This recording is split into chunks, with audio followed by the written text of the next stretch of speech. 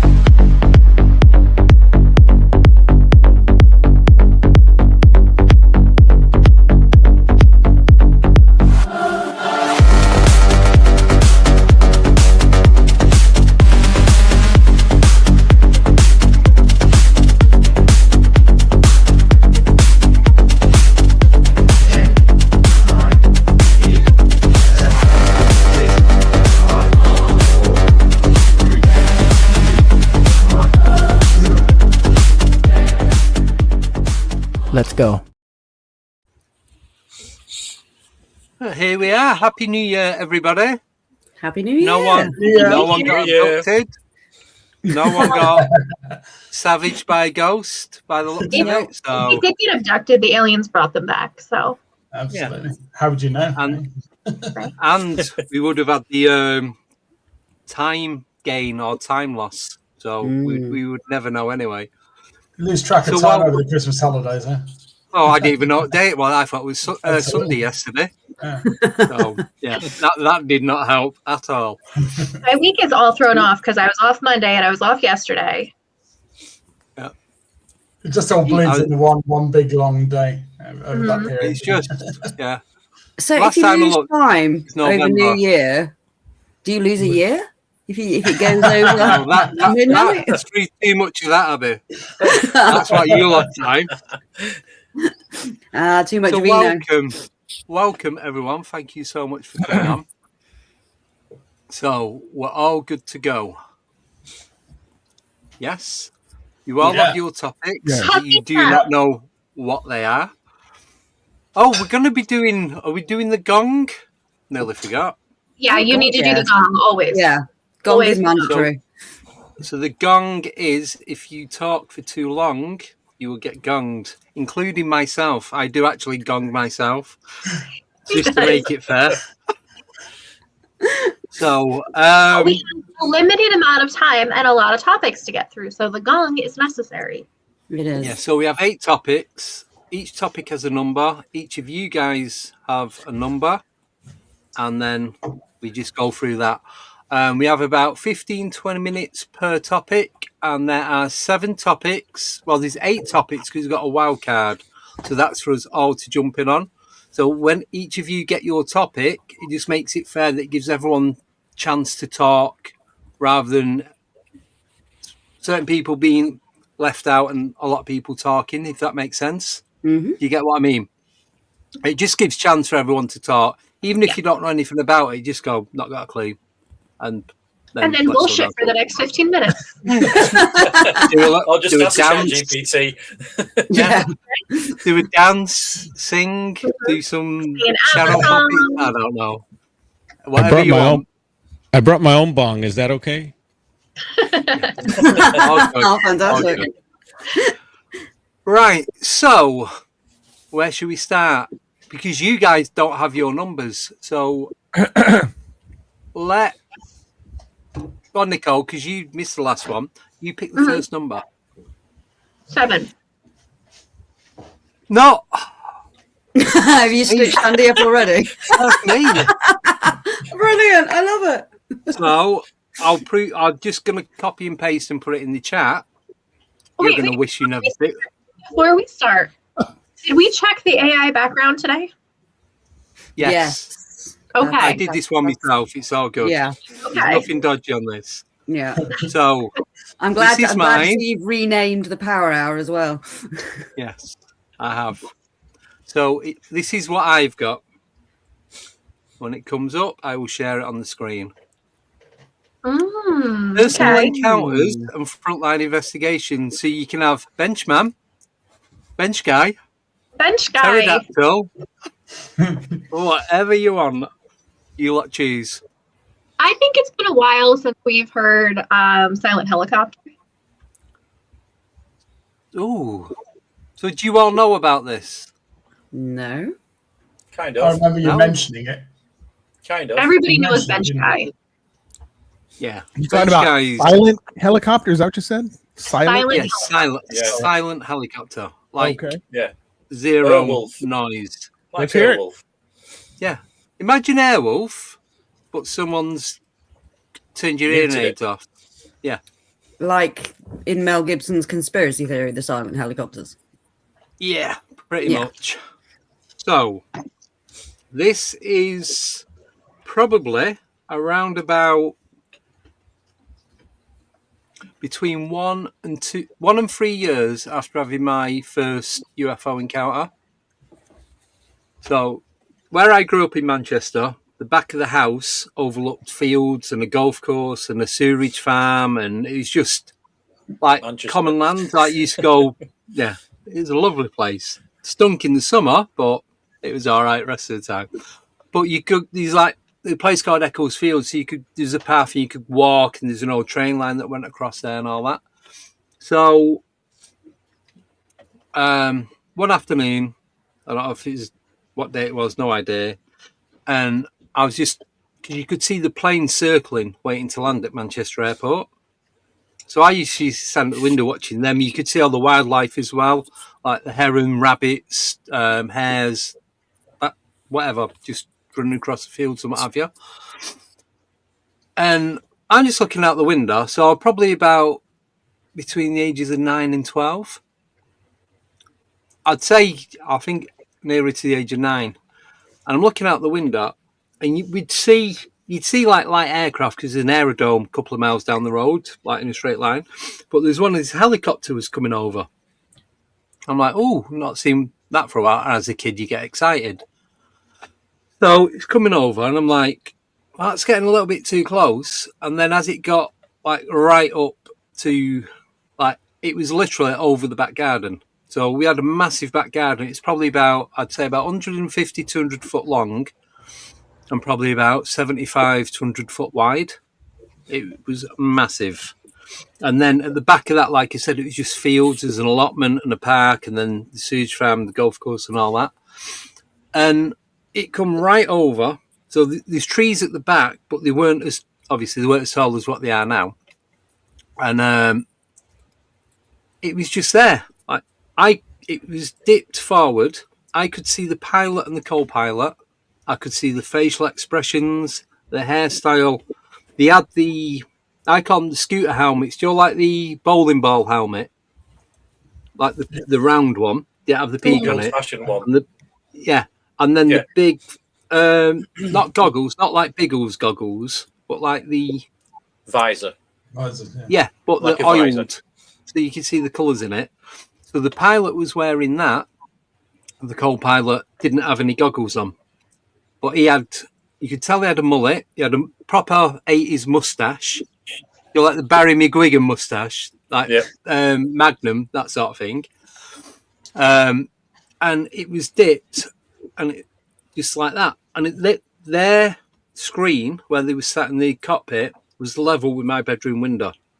And I'd say it was less than 50 foot away from me. So you can see the blades are going, the tail, everything. The more I think about it, the more ridiculous this sounds, the more out of proportion it gets. So it was a Huey. It had cannons, guns on the side. I thought it was an Apache, but it was round. It was like, do you like the old buses, like had a round front? Goldfish ball type thing at the front. Yeah. Like a goldfish ball. So there's only me and my mum in the house. I had an older brother, and I think my dad was at work. And I'm just watching it, and it's doing all these different manoeuvres, going like upside down, looping and twisting, and then going out across the fields and coming back. And then my mum was going out somewhere. So where I grew up, it was there's only 10 houses in the street, and we lived in a semi-detached on the right-hand side. Right, I'm just seeing if we've got any pictures up because I did some AI pictures of it. And it was doing all these manoeuvres. So we went out, my mum shouted me to come downstairs and we go out. So walking up the street's only like 30 yards long. Like I said, there's only 10 houses in there. So, and then I can see it between us and next door, and it's still doing these manoeuvres above the house. And I got scared then because I'm outside and watching this army helicopter, military helicopter, doing whatever it's doing, still being able to see these two people in it.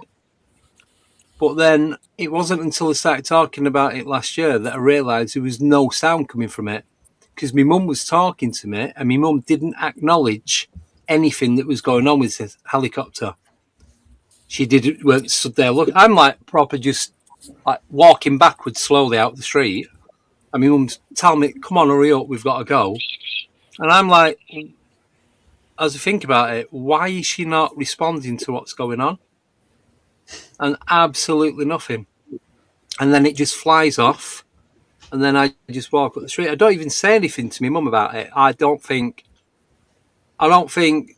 why did she not see it, or that I have to tell her that it was there, anything like that. Just absolutely nothing. And this must have gone on for about, I'd say 15, 20 minutes. Wow. And never seen anything like it since or before that. So that's interesting. That was it. Bizarre. But like I said, no sound. I can draw the people. No, I won't draw the people. You see me Krampus drawing. But I could, when you have these people like, what they called when they're looking for someone and you tell them what they look like and they draw it, they always get it bang on. If I was to give the description to one of them, I reckon they'd get it straight away. They'd be absolutely spot on as to what they look like. But you could see the tunics on, the vest, the seatbelt, the headphones, the mouthpiece coming around, everything. You could see all the controls inside the helicopter. Like I said, it had guns on the side. You consider the screen memory theory? Well, like I said, it wasn't until I started talking about this when Nickname was on that I actually realised it definitely was not a helicopter. That's what I was shown.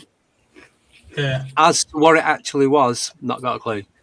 I couldn't tell you because I didn't see anything other than this helicopter.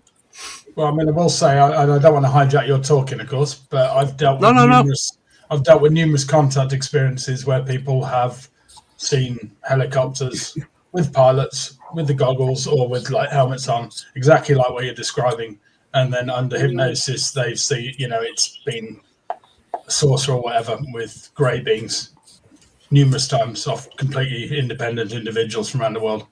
So it would fit with that for me. Yeah, and the thing as well, that's what it was. Like I said, because they was level with me, they weren't looking at me. They was just like blank expressions, like this was. They just do this all the time, like they're driving down the road. They're not like driving their spaceship. Didn't wave, didn't smile, nothing. Yeah. And there was no air shows on or anything like that, Andy? No. So we used to... Like a specialist air show kind of thing. Well, you've got Barton Aerodrome. You used to have Barton Air Show every year. Yeah. That's, as the crow flies, probably about 2.5 miles from where I grew up. Right. So we used to have the Red Arrows and that coming over and the B-52 bombers, and they'd do all the practicing, but that'd be nearer to the time. But this was just one helicopter. I couldn't even tell you what time of year it was. Not got a clue. It was just this one, and there's both dressed in military gear. You'd get a few like coming over and going round, like I said, and they'd circle ready for landing at Manchester Airport, or you'd have the weather plane or the weather helicopter coming over. And then, obviously, going into the 90s, you get the police helicopter and all that going on. And you can hear them miles away. This was absolutely zero sound coming from it. But you could see I don't know what they're called. Sounds like one of those time trap stories. Those time trap stories where there's a street in Liverpool. There's stories of people walking down a certain street. That's it. and then go into like another timeline kind of thing and see people from a different era. Yeah. But also, like, back to the screen memories thing, so in some of the cases I've investigated, the vehicles, the aerial vehicles I've seen, it's not always helicopters, by the way, sometimes it's aircraft. They've been old-fashioned. So people have seen things like World War I biplanes and things like that. I've had numerous independent cases involving biplanes. Now, you could say that some of them are misidentifications of air chasers, but is it? Yeah.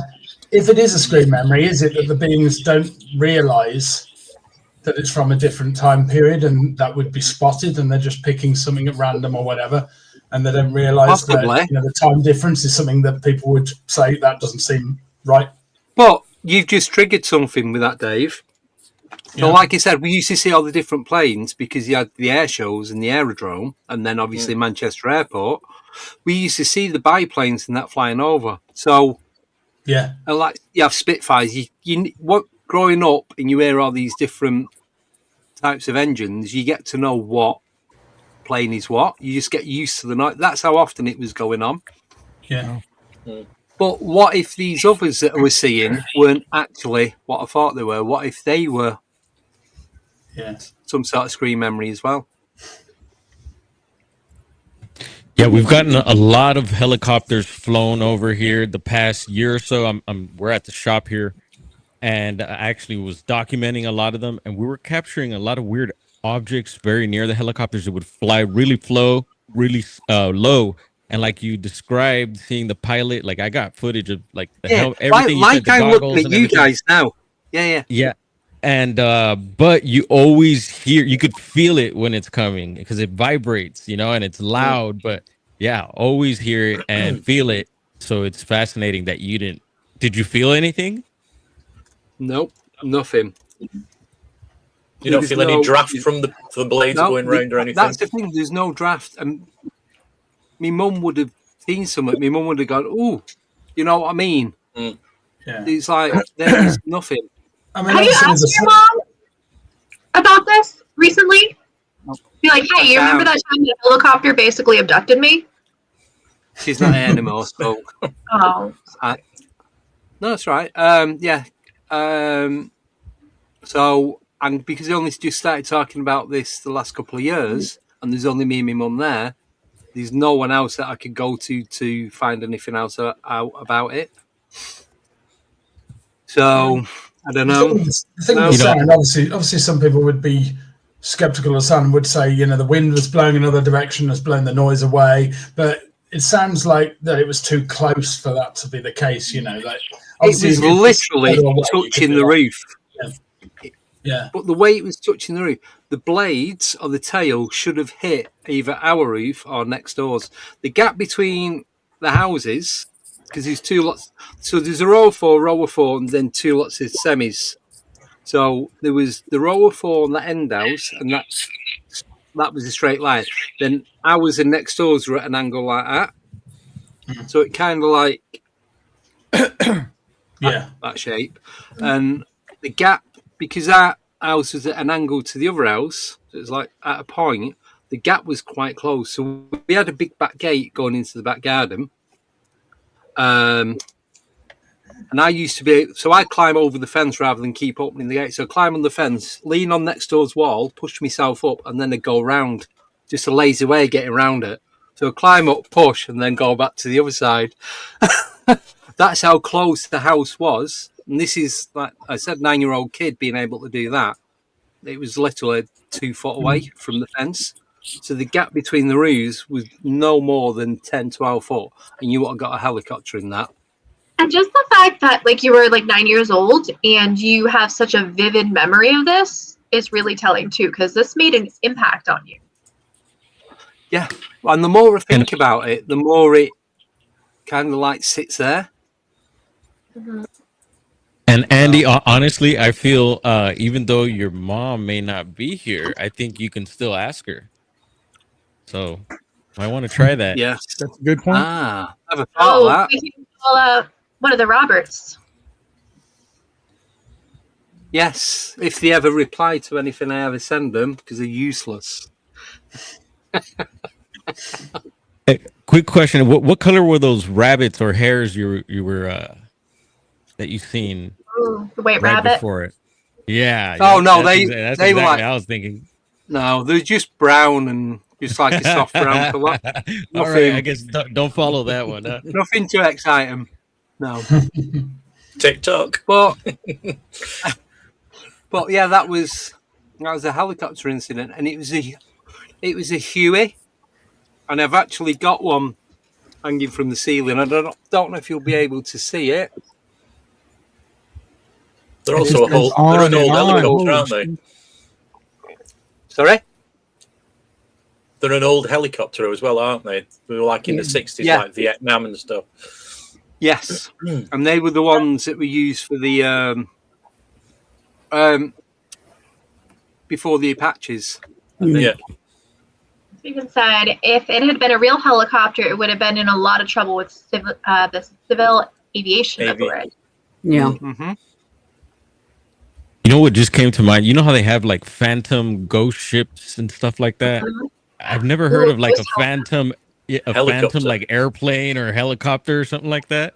I have heard stories of phantom planes. Yeah, you get them over tiny clouds, don't you? Planes taking off and landing.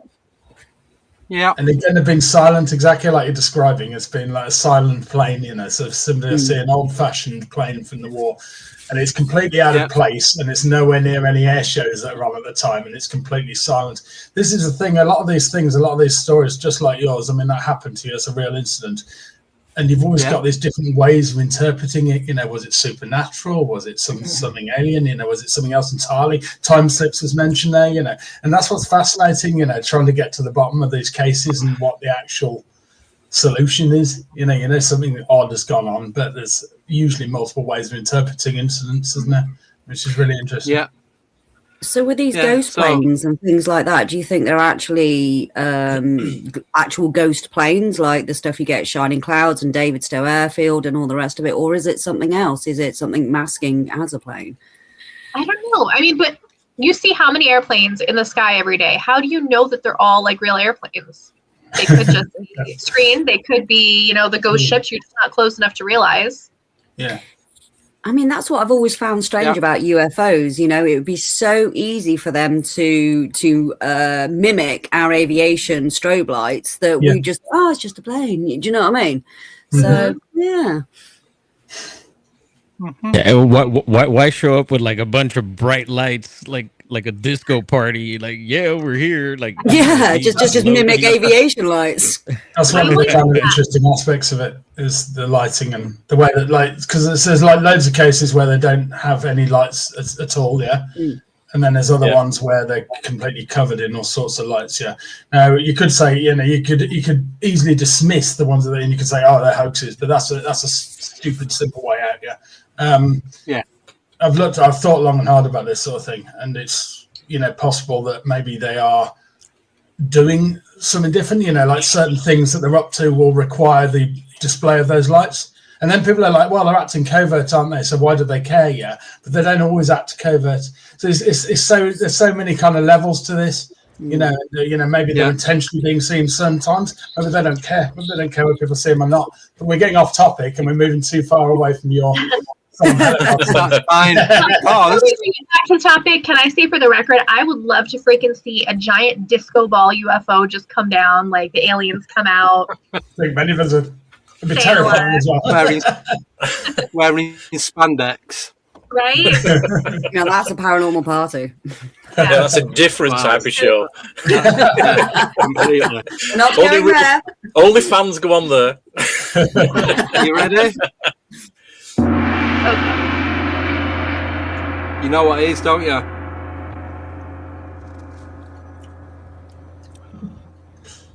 Did you get it? No. What is happening right now? Well, Too early in the year, man. Yeah, we got the gong. Oh, yeah, that's what I said. Is that what you're checking? Studios. Talk about ABBA. You Is there got something magic supposed to happen? I thought it was ranked Paramount Films. I gonged everyone. We thought you were gonging yourself. All right, we have a question real quick before we move on to the next topic. A couple people answered it in the chat. But what kind of pizza does everybody have? Barbecue meat feast with cheese stuffed crust. I've got All cheese in one. stuffed crust. All in one with everything on it. Cheese stuffed crust, 4 cheese with extra cheese, coriander, and garlic. Yum. Wow. Double pepperoni over here. Basic bitch. Classic. Cloak pizza. Wait, who's the basic bitch? I'm a basic bitch. I have cheese. I have cheese. It's just not the pizza, just the cheese. I'm skipping the pizza and just going straight for the cheese. Is it still a pizza if it's just a round piece of cheese? That's the question. It's round, it does. If you have a couple of tomatoes on it, then yeah, you're fine. Have a cracker, have a tomato. And a slice of pineapple. I have a stuffed pepper. Does that count? Yeah. There you go. Mm-hmm. I'll let it slide. Right. Who wants to pick a number? Abbie, pick a number. Oh, I'm going to go for number 4. Oh, that's David. David with a Y. Oh, okay. I guess the pizza will have David to with a Y. Sorry, David. Yes. This is yours. This is a good one. I'm kind of gutted I didn't get this. Ooh. Shadow entities and the Hatman phenomena. Oh man, I love this one. It's a good one, man. Shadow entities. What are they? Are they ghosts? Are they from another dimension? I like to. I don't know if you guys know who Brian Bowden is, but his theory is my favorite theory. Yeah, I really like his theory because I down the rabbit hole. I share a lot of videos, a lot of paranormal videos on my social media accounts. I come across shadow entities all the time. Some of them look see-through, like they're shadows, but you can see through them. Others are very dark, almost darker than dark. Like it's like looking into a void. Those I actually believe could be from a higher dimension, creatures from a higher dimension. And Brian Bowden's theory is one of my favorites. He says those are definitely from a higher dimension that feed off the fear of people. So if you have one in your house that you can see darker than dark, and it's like it's like taunting you, it's trying to scare you, it's peeking around the corner. When you get scared, apparently it feeds off of that. So if you run or you scream or you're all sorts of peril, it's taking from you and it's going to keep coming back to feed off of you.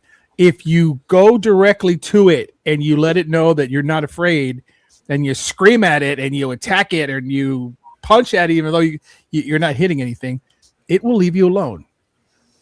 And he's actually proven this theory. It's actually had that issue. Another friend of mine, a co-host of my show, The Real Verdict, Kevin Sapiel Jr., he's the host of Where the Weird Ones Are. He has one in his house. He had one in his house. And it was haunting him. And finally he tried to attack it. Because I don't know if y'all know Kevin, but Kevin's a big guy. He's got muscles and all this, and he fights in the cage and all that stuff. Well, he tried to attack it, and it's gone now. It has not come back. And so I guess that theory has some legs. I don't know. But, like my show, I don't really know. I don't know the answer to that, really. But I like that theory. The Hatman, though. The Hatman kind of makes me think of something like Mothman. It's kind of a harbinger of doom. And it's every time you see the Mothman, something bad happens. A bridge collapses or there's a massive whatever, right? The Hatman, apparently, when it shows itself, it means something bad is coming into your life. This is the theory. This is what a lot of people talk about. I have tons of videos of the Hatman. It is a creepy, shadowy entity that just appears. There's been people that have videos where they're walking through a room and they can capture a dude with a hat in there, but it's just a shadow. When they go back, it's completely gone. Usually follows by something horrible. Yeah, can I just do a quick input? So I've interviewed Heidi Hollis, and she like donned the name the Hat Man, but she said, and you can go back and watch it, that you can have. So there's been reports of the Hat Man in different places, roughly the same time. But even though it's only like one entity, you can have more than one in more than one place, and they have different hats. It's like not a just derby the backwards cap or something. He has a beanie. Yeah, a beanie. Hey. I don't think they've modernised that much. It's normally either the top hat or the Dick Tracy, isn't it? Yeah, like a fedora type hat. Yeah. Fedora. That's the one I see commonly. But what's that, Nicole? She also said, I've seen a Hat Man. You've seen the Hat Man? I don't know if it was a Hat Man or if it was a shadow figure with a hat, but it was a shadow that had a hat on. He might have been practicing his Hat Man. He might have been going next level up and thought, I'll try different hats, see what suits me, and then that's go the from there. Hat Man. Oh, yeah. But she also said that the Hat Man's been seen with dreads. With dreads? What? Yep. That's what she told me. What kind of hat did he have on with his dress? A Rasta hat. That's what I'm thinking. Yeah. Wow. Rasta Sounds like Papa Legbar kind of thing. Papa Leg. That's what I was trying to remember. Yeah. Papa Legbar. That's what exactly I was just trying to think is his name. Papa Legbar. That Maybe sounds like. it's time travelers, right? Maybe it's another dimension of reality and other people coming through, you know, and so they can show up in different forms and the different shapes, wearing different hats or wearing different hairstyles. Yeah, maybe something about buzz cut. Who knows, right? But every time they turn up, every time they turn up, yeah, they're always in this kind of other worldly form, yeah, that appears to us as just a shadowy shape. It's an interesting one, isn't it? Yes. My I love son saw it, and then I saw it one night coming home from an investigation, like 5 a.m. It was like at the end of the bed, staring out the window. I'm like, I am way too tired for this shit.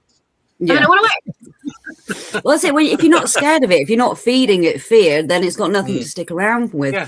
We had a case in Ivy Bridge with a Hat Man, and it was terrorizing this woman who wasn't very well, and it was really terrorizing her, and we had to obviously get someone in to help get rid of it because it was severing that connection for her. But yeah, I mean, these things can be quite malevolent if they actually take root and you have got that fear of them, because you know it was really putting her through the ringer and getting quite physical as well. Wow. See, I've seen shadow people, and I don't think I've seen the Hat Man. I don't ever remember acknowledging it. But do you know when I said I've been seeing things in my peripheral? That's kind of slowed down a bit. It's only like every now and again I see them. But I've started hearing speaking as well now when I see them. So it's leveling up. But maybe you're getting a bit of clairaudience. Yeah. Don't know. Tell me, give me some good news and I'll be happy. You're moving away from ghosts to UFOs, and now you're starting to hear and see ghosts. So there's the irony for that one. Wow. Is the Hat Man married to the old hag? Ooh. I'm wondering. Ooh. Is there any connections? Usually. Like sleep paralysis, you know, the old hag syndrome. Yeah. I wonder if there's any connection, because I've heard of people, I think possibly reporting Hat Man during sleep paralysis as well. Yeah. So I don't know. Yeah, lots of people report kind of shadowy forms and that sort of thing of various kinds. But the weird thing is that similarity. You know, you get this case after case with the old hag, case after case of these tall, shadowy figures, which is really odd because you think it would be sort of different every time if it's just the person's imagination, and that's what you get. You get repeating patterns with this thing. Now, obviously, with like the sleep paralysis, a lot of people more skeptical of the supernatural say that it's all in the brain, and when people are seeing these shadowy forms, it's just your brain's way of interpreting why the body can't move, like there's something got to be holding it down. So then you come up with this thing in the room, and sometimes it, you know, leans over you or pushes down on you. But you see, the thing is that that doesn't work for any other cases where people have just seen them around their house or on the stairs or whatever, because they're not asleep at the time, or in the state of going off to sleep where they would be getting sleep paralysis. So how come the same things are seen in these other? It doesn't work. It might explain some of the cases, of course. Well, how many people here have had sleep paralysis with a show of hands? Anyone else? No. I used to have it pretty bad when I was younger, and I came to the conclusion that I was dreaming. And the reason I came to that conclusion, because it feels, if you haven't experienced this, sleep paralysis is like something's on top of you and not allowing you to move. You cannot move your body. You cannot scream because that's what you want to do because you feel like you're like in danger, but you can't do any of that. And so then I met with someone who told me when that happens next, look around, open your eyes and look around and, try to remember what you see. And so I did that. I looked around as I was trying to get out, and I noticed at the door, the wall where the door is in my bedroom was on the opposite wall. And I was like, what the hell? It really caught my attention. I'm like, I'm dreaming. And ever since that realization, to me, I didn't have it anymore. It stopped. So to me, I think it's dream, but it's a very, very vivid dream. I can't say that for other people who experience this because a lot of people think it's some sort of spirit or a demonic presence. And that maybe it is. I don't know. And I think also it goes back to what Abbie was saying, the feeding. So it's something feeding, and so the fear is like the more you get scared, the more it feeds, and the fear is like pizza to the Hat Man. So no pizza for Hat Man. But that's what he wants. So he wants the pineapple. He's after the pineapple. What about the first one? I have had sleep paralysis, but there's nothing going on. So I might as well tell you. So I was finished work early, but I had to go back to work. I was done by 1 o'clock, so I went home and thought I'd get a couple of hours sleep. So I just got on the sofa, put the fire on in the middle of winter. And this is before mobile phones and all that, so there's no way they knew where I was or anything, unless they come out looking for me. So I lay on the sofa and I woke up, but it's like I couldn't move. I couldn't move my arms. I could look round, couldn't move my head, I could move my eyes. I'm like, oh, this is weird. It's like that in-between state of awake and asleep. Yeah. So I thought, right, I'll see if I can do it again. And I just kept doing it over and over to see if I could get any control over it. And I managed to do it and I'd move my arm and my leg and foot or something, and then I'd be all right. So, and I did it about 5 or 6 times in the space of about half an hour. But that was it. There's nothing paranormal about it. It was just my body in between the two states of completely awake and completely asleep. Mm-hmm. Well, it makes total sense, doesn't it? That your body would shut down the muscles because otherwise you have our dreams, right? We'd be running around the house and putting ourselves in danger. So we shut that. It's kind of like, kind of like your body's shutting down before you've fully dropped off, and then you're like, I can't move, So it makes total logical sense, and then you get. So what the theory is, the skeptical theory, is that you get all sorts of visual and auditory hallucinations, hypnagogic hallucinations. And, there's lots of cases on record where nothing to do with ghosts or to do with aliens or anything like that. People are reporting all sorts of things like hearing weird ticking sounds, buzzing, so they might feel like they're being pulled different directions. And that can be misinterpreted as, of course, alien abduction.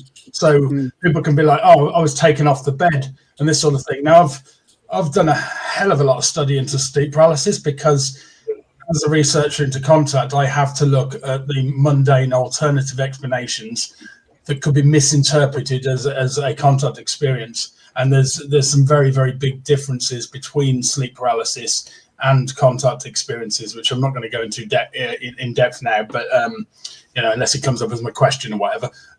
But yeah, it's but I could see how sleep paralysis can be misinterpreted as that, and again, if you're seeing weird things or weird forms, sometimes shadowy kind of shapes that look somewhat humanoid, it could be easily interpreted as a shadow being or ghost or whatever in the room. So yeah.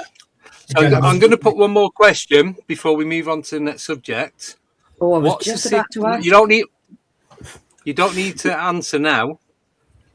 What's the significance of the hat with the hat man? Because obviously there's something. I don't know. Well, I'll just leave that there. He's more distinguished than a regular shadow guy. Yeah, his style. He's he's the Justin Timberlake of. He's got style. What I was going to ask. Why don't you have like a parrot on his shoulder or something? Could be the same reason that witches wear pointed hats. Why do witches wear pointed hats? Direction. I do know, but it's to channel the energy down from the ether. So the energy arrives at the point, and it channels it down into the head. Yeah. Maybe his is protecting his energy from like leaving through his head.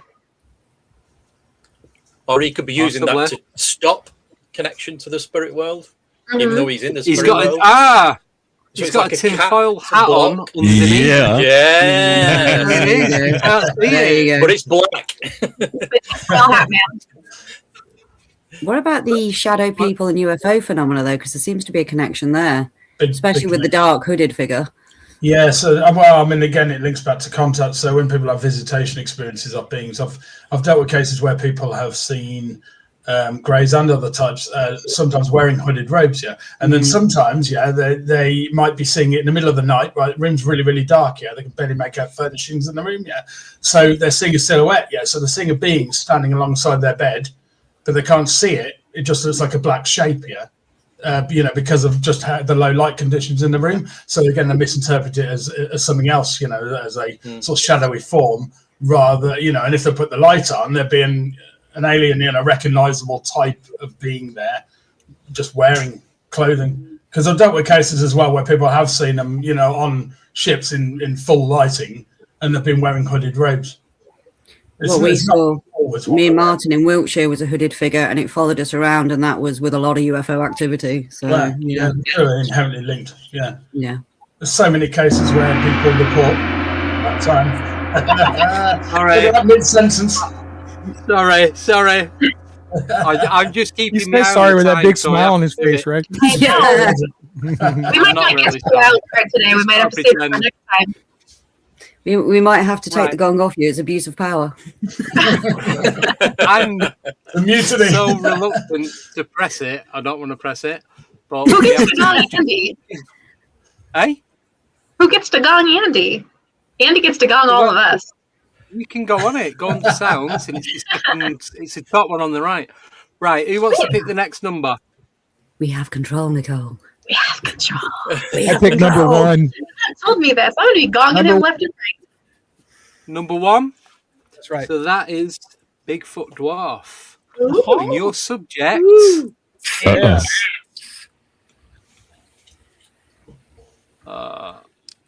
One second. Everything was running slow tonight. Yeah, so am I. I am. Cryptids and hidden humanoids. Ooh. Yeah. Ooh. Hidden humanoid sounds interesting. What is a hidden humanoid? It's a humanoid that's hidden, I believe. That David on that. Occam's razor on that one. Does Bigfoot qualify for human? Absolutely, hidden human. Quick, gong him out. So what's the deal? What's the deal now? You gotta hold my hand through this. So now I speak about something about that, or yes, yeah. Okay, So recently, this was in July. We go yearly up to a well-known Bigfoot spot in Northern California. And I spent 2 weeks up there and looking for the iconic beast. But no sightings. But there was one particular night where it was late night. It was like 4 a.m. I was getting in my tent and everyone else was, well asleep. And I started noticing this weird light outside of my tent, and it started like glowing like a flashlight. I thought at first it was someone maybe out there looking for something, and it wasn't anybody out there. Well, something out there, but it wasn't anyone from our camp, and there was no one else around. It's a very remote place, and so this light just started getting bright and dimming, and luckily I had my phone with a little bit of a recording capability left, so I was taking video. I was hiding in my sheet, in my sleeping bag, and my blanket, trying not to let the light of my phone be too bright, and I was getting video of this stuff, and it was going on for over an hour. And along with the strange light, there was a really bad smell. So we're in a Bigfoot spot, so I'm thinking, Bigfoot or maybe some sort of UFO type thing, because it was really bright at times, and it was just really odd. And but I could also hear just what sounded like soft footsteps going around and stuff, but I couldn't, confirm anything. And so all these things going through my mind, and no sighting. I was expecting to see like maybe the shadow of a human or some sort of silhouette when the light would shine, because it was right up against my tent. And but nothing like that happened. I didn't hear any voices or anything. No one else seen it. Everyone else was asleep, and I was pretty much the only one that experienced it. And but there's a lot of stories from this particular campground. There's stories of this Native American woman that has appeared as a ghostly apparition, and she was supposedly, I think, really bright and like a white light form. And and of course all the Bigfoot history that's been around there, and some of the history, there's been some reports of these strange orbs and lights like that in that area, and not too much though, and it was just the weirdest thing. So yeah, I think it could have been them. You just hear a lot of the stuff that's going around these days, some of the information with people's encounters and stuff, and a lot of it rings bells to what I've been experiencing, and this was one of those experiences. So no humanoid sighting, no Bigfoot actual sighting, but I think something was really there for sure. So yeah. But have you heard of the hide behind? Yes. The one in Russia, it's over there somewhere. Yes, and then there's one with there's some video from, I think it was Croatia too, and it was very Bigfoot like. It was hiding behind trees, and I've heard of natives, I forget what tribe out here, also talk about, and I think they call it a hide behind or something very similar like that, but I'm not sure what they are. It's like the video I seen. It's like like a juvenile bear, but if you stretch it out. So like the way a bear, when it stands up, it's like, it is quite human-like, but it looks like it's been stretched. This has been stretched a little bit more. I think it's black with like white markings on its face, a bit like opposite to a panda. And it was seen, and then the military closed like so many square miles of this area off. And then when it kept getting seen in different parts, 2-3 days later, that area get closed off as well, and it was like an ongoing thing. Wow, weird. Yeah, interesting. The native stuff that I've heard, it seemed more like the shadow beings that we were just kind of talking about, and they hide behind trees and stuff like that. And then the Croatia, I think it was Croatia, one of those countries out that way, but it was very Bigfoot like, and then this thing was like arms extended and it was hiding behind trees, and then it was out in the complete open, and it just kind of just bounces around really fast. But it's some amazing footage, and there's been some recent breakdowns of it. It's been around for a while, but I don't know if that could maybe be one of those things you're describing. There's no of course there's no good look at the face, but you could see the body, and it's definitely something odd. So yeah, so I've got, so it says the hide behind is a creature from American folklore, a nocturnal unseen predator in the woods that stalks and devours people by hiding behind trees or even the observer themselves, using its unique concealment to remain invisible until it attacks, often to feast on intestines.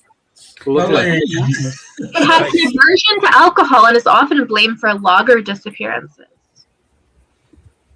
You're going to put people off wanting to go walks. Don't invite him to your party, then. You know. No. I'm just seeing if there's any images, but they're just they're like shadowy, furry type, tall, thin creatures. I have seen the lion bear looking image of the hide behind. What's very interesting about these things is it hide behind a tree. It has no business hiding behind because the tree is very thin. It's large, and somehow it will be completely behind the tree. Yeah. Okay. Yes. Weird. It's the cowardly lion. Quite anorexic. They're quite anorexic looking. Yeah. Considering what they eat. You'd think. I know. And going back really quick to that tent incident, did I mention the smell? Did I? Yes. You said there's really good. What did it smell like? What was this sewer smell? Yeah. A sewer, like city sewer smell. And there was we do have a porta potty at that campsite, but I've been there for years. We've never had problems with smells unless you're in the porta potty. But it was the unless you're leaving the smell. And it kept getting stronger and stronger, and the smell came back a couple nights later too. But it was more of a human, bad human smell, as to where a city sewer smells. So like BO, like you mean like stale? body odor. Yeah, super BO, really bad, like really bad. Like, it was amazing. Like they've never taken a shower in their life. That kind of super BO. No. I found the video of the hide behind. I popped it into the private chat. No, that's one. It's like 10 seconds. Sorry. Again, you don't think it could be like a dead animal out in the forest and the air currents kind of drifting in the smell from outside? I think we would have smelled it ahead of time. And I can't hear you. I don't know if you could hear me, but yeah, we can hear you. Yeah. Okay. Yeah. No, I think we would have smelled it. We were there. That was like the first weekend. So I think we would have detected. And the thing is, it came on strong at first. I noticed it, but then it kept getting stronger and stronger and strong. And I was to the point like, all right, bro. I was going to be like, all right, bro. Like I smell you, you know, whatever it is. But it just kept getting stronger and stronger. It wasn't like I've smelled dead animals and dead things before, so it was very different than that. The decay has a definite scent. Like you know when it's something dead. Mm-hmm. Yeah, it reminded me of city sewers. What came to mind? I was like, damn, and we're far away from any sewers. Let me tell you. There's a reason Florida calls it the skunk ape. Yeah, I've heard. Yeah, I've heard they try to blame them for smelling bad, but I've also heard that the Florida skunk ape really doesn't they didn't name it because it stunk. I think so. It makes sense to me that they would name it skunk ape because it smells skunk like, but I don't know. I hear, you hear everything with that, but I don't know. Who are out back, like, oh, I don't know. It must be that skunk ape. Yeah, and nowadays, I keep on top of like reports and stuff like that are come across my way, and a lot more people describing getting the foul smell, and maybe it's not Bigfoot, but it comes along with a lot of Bigfoot reports. So I'm hoping it was Bigfoot coming to visit me and check up on me in my tent. How were you feeling at the time? Did you sense anything? Because I say, oh yeah, I felt it. I was ready. I was like, okay, we got to record this because no one's gonna believe me. And thank goodness I was able to get increments of video of it. So if anyone ever wants to check it out, let me know. And I want to check it out. So I was ready to hit the alarm, the panic button on my truck in case I needed to. And then I was ready to scream at the top of my lungs if someone started pulling my tent away, and so yeah, I did feel some fear, but I was like, this is what we're here for. But at the same time, I didn't step outside the tent. I didn't go outside. Something told me not to go out, and I didn't do it. And maybe I should have done it, but maybe I wouldn't be here. Yeah. What are your chances? Do you think? What number from 1 to 10 do you think you could take on a Bigfoot if it showed up? Oh, no way! Shot, or what do you 1 to 10? No way. couldn't stand a chance, man. It's crazy because you know, it's a whole other ball game when you're out there and especially, you know, daytime. But then when the nighttime comes, it's like a whole other world, man. And it, you know, there is that sense of you know, fear and extra heightened awareness and all that. But I enjoy it. So yeah, no, I would love to experience that again. Do you feel it's only going to be an amount of time, until somebody discovers a dead one? Or do you feel that they are? Is that coming through, all right? Hello? I can't hear anyone. Uh-oh. See, all technical difficulty. Oh, there we go. PC just shut down. So now we're running the show. Oh, yeah. Well, yeah. Who needs him? Who needs him? I think he's back. Can you hear me? Yeah. No more gong. Yeah, I can hear you. You can hear me now, yeah? Yeah. I can. Yeah. Bigfoot Dwarf, you hear me, yeah? Look there who it is. Is it Bigfoot? Here he is. No, I don't think Bigfoot Dwarf can hear you. He can hear us, but we can hear him. Yeah, and it's okay. I could read lips pretty good. I'm back. You're back. Oh, we didn't know you got mate. Who are you? I'm going to type it. He's just gone to get his second pizza. I don't think Andy can hear us. Andy, can you hear us? The audio's starting to go up. Everything just shut down. Oh. Yeah, I can. Yeah. I can hear you. Can you hear me? Massive lag. Yeah. Is anybody getting massive lag on Andy's? Oh, yeah. Andy's lagging massive lag on it. On this edition of Technical Support with Alien Right. Is that any better? Yeah, you're back now. Nicole's got this. Not another one. Everything just shut. Your mouth's not moving with your words. Everything just shut down. Just. Oh boy. Are we all back? Are we all back in the room? Yeah. That's what it is. Yeah, Andy's mouth's not moving with his words. Bigfoot Dwarf. Well, Can Bigfoot Dwarf hear Is us that now? normal? that's normal. By chance, did you hit the gong yet? Andy, put up that topic. Number 2. 2. The gong. Dose. Come on, Number Norman 2. Collier. So that is Michael. Oh. Mike. Yes. There we go. I want to be like Mike. No, you don't. 1 second. Oh, hell no. I like how you went to like Mike You and ready? I went to Magic Mike. Magic Mike. Yeah, that makes sense. Ooh. I'm not going Not magic. the same Good kind one. of thing, unfortunately. Haunted locations. It's residual energy. Haunted Nice. locations and residual energy. Andy, you've stitched me up on this one, haven't you? I know. Ah. So, Oh no, you've got a good one. yeah, I have actually. Yeah, thanks. Yeah. You've all got a good one. That for me.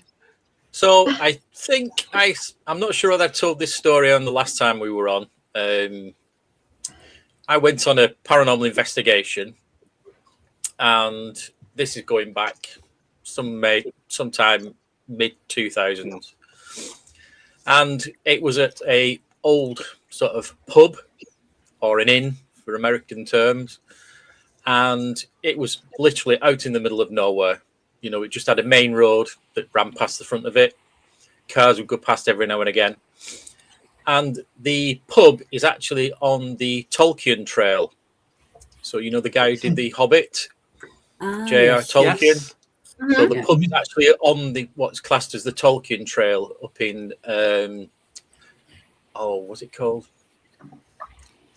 Ribble Valley. The Ribble Valley in near Lancashire in the UK. Andy will know where it is. And so we were out at this ghost So hunt at that's this Blackburn. pub. Kind of way, yeah. So we were out at this pub doing an investigation, and there was a story of a highwayman that would haunt the pub. So the landlady told us this story of how there is a true sort of historical link for a guy called Ned King. He was kind of like the Dick Turpin of, you know, that area kind of thing. And he would turn up with his horse, and he would come into the pub and at night and haunt sort of, you know, activity with the landlady.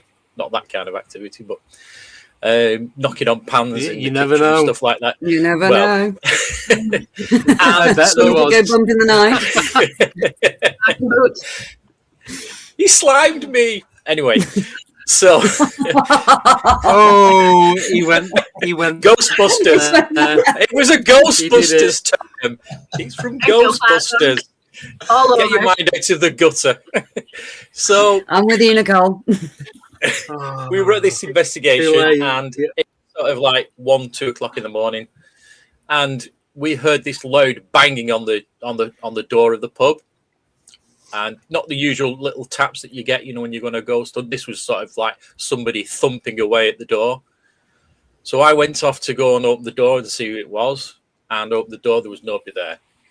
And I didn't kind of expect anybody to be there, because there's no houses within sort of 3-4 miles of this pub. It's literally so remote that you'd need to get a car and drive to the pub. It's not one that you can walk to. And so I opened the door. There's nobody there. So I closed the door. Anyway, sort of half an hour, 45 minutes later, we had a break. A few of the people that were there wanted to go outside for a cigarette and a smoke. So me and my wife decided to go outside, get some fresh air. There's a few others outside chatting away, like you do, cigarette smoking and stuff like that. And I'm stood there near this, and it's near the road, the main entrance, and I hear this tap, and it's tap. I thought, what the hell's that? And I turns round, and there is an old guy with a cane walking walking on the opposite side of the road, walking down this sort of a bit of a slope, this road, and going down, and then the road went upwards and disappeared off around a bend. And he was walking along, and I can still see him now. And he was wearing like a sort of a maroon coloured cardigan, a bit like the same colour as my top, grey pants, shoes on. And then I turned around and saw some of the people who were smoking also saw the guy. So they started shouting, abuse and whatever kind of thing to try and get this guy's attention for whatever reason. And he just carried on walking, minding his own business kind of thing. And as he's sort of walking down this road, I'm thinking to myself, where the hell have you come from at 2 o'clock in the morning? Where the hell are you going? And how have you got here? Because there's no bus stops nearby. There's just nothing. It's literally out in the middle of nowhere. And I thought, I'll just take some pictures while I'm outside, hoping to see this highwayman Ned King. And I took a picture of this guy. And it's one of the old cameras, with the screens on the back. So I put the screen back on after taking some pictures, and I took a picture of this road. There's a 40-mile-an-hour road sign in the picture, and it's glowing because the camera's flash reflected off it. But there's no man there. And I put the camera down, and I look up, and he's there walking still, because he's very old. He's very obviously slow walking. So click, click, click again. Put the screen on. The road's there, the trees are there, the 40-mile-an-hour sign's there. There's no guy there. And I'm showing my wife, and I was like, look, I've just taken a picture of this guy. You can see there, we're both looking at him. He's walking down the road, but he's not on the picture. Everything else is in the scene. The road sign, the road, the screens, everything. But there's no guy there. See, this throws me out because you did. So they're all. So they all then start getting their cameras out, taking pictures of this guy, and they're all saying he's not on the pictures, but we can see him there walking down the road. And it's normally the other way around. For all intents and purposes, a physical human being, elderly man, walking down the road, and everybody's taking pictures, and there's nothing on the cameras. But so it's usually the other way around. Yeah. Yes. Yeah. You take the photo. Or yes. Was he a vampire? I was going to say, vampires, do they show up in images? No, they don't show up in mirrors. They don't show up in pictures.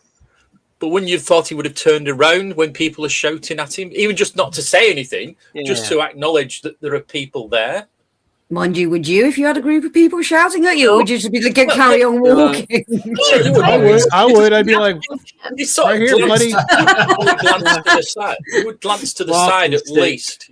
You'd at least glance to the side. Yeah. Even if you didn't want to catch I'll people's turn his attention. hearing aids on. Mike, why didn't you run after him?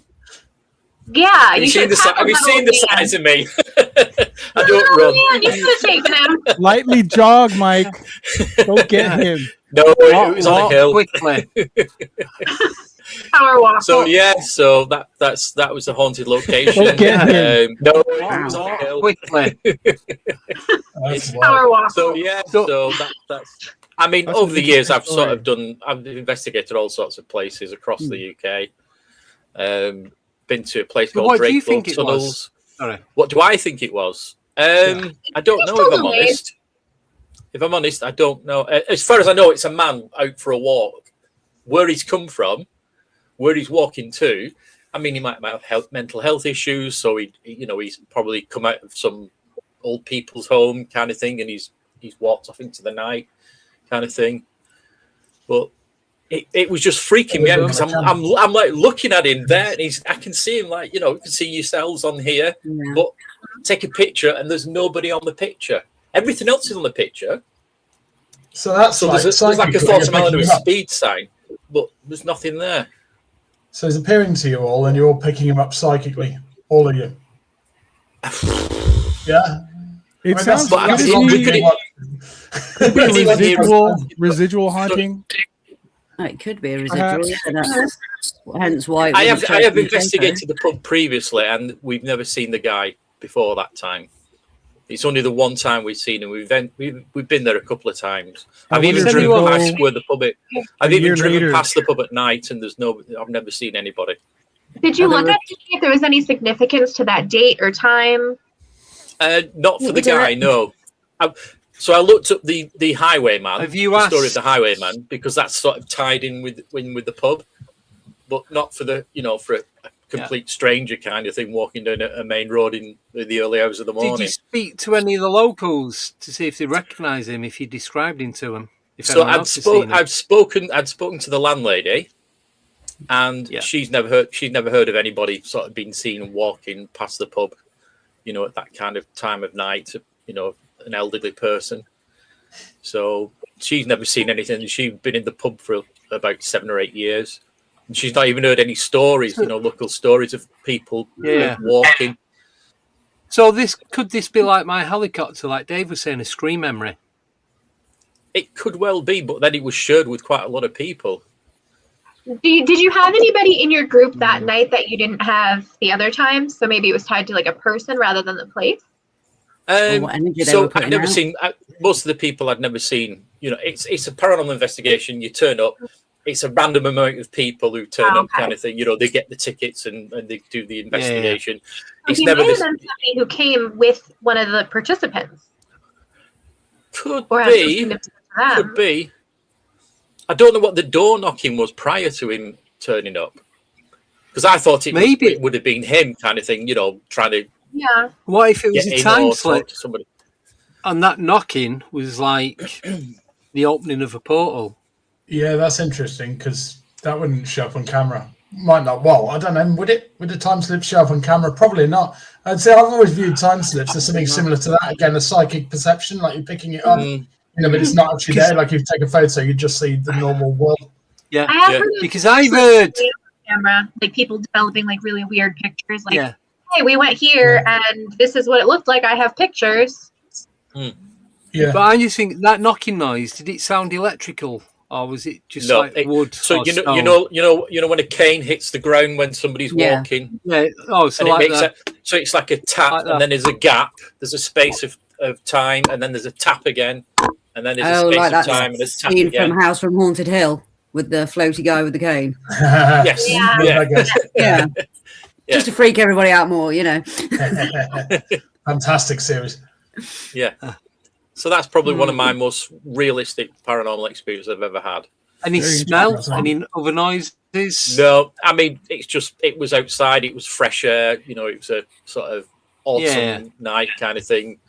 There was just fields around and the pub.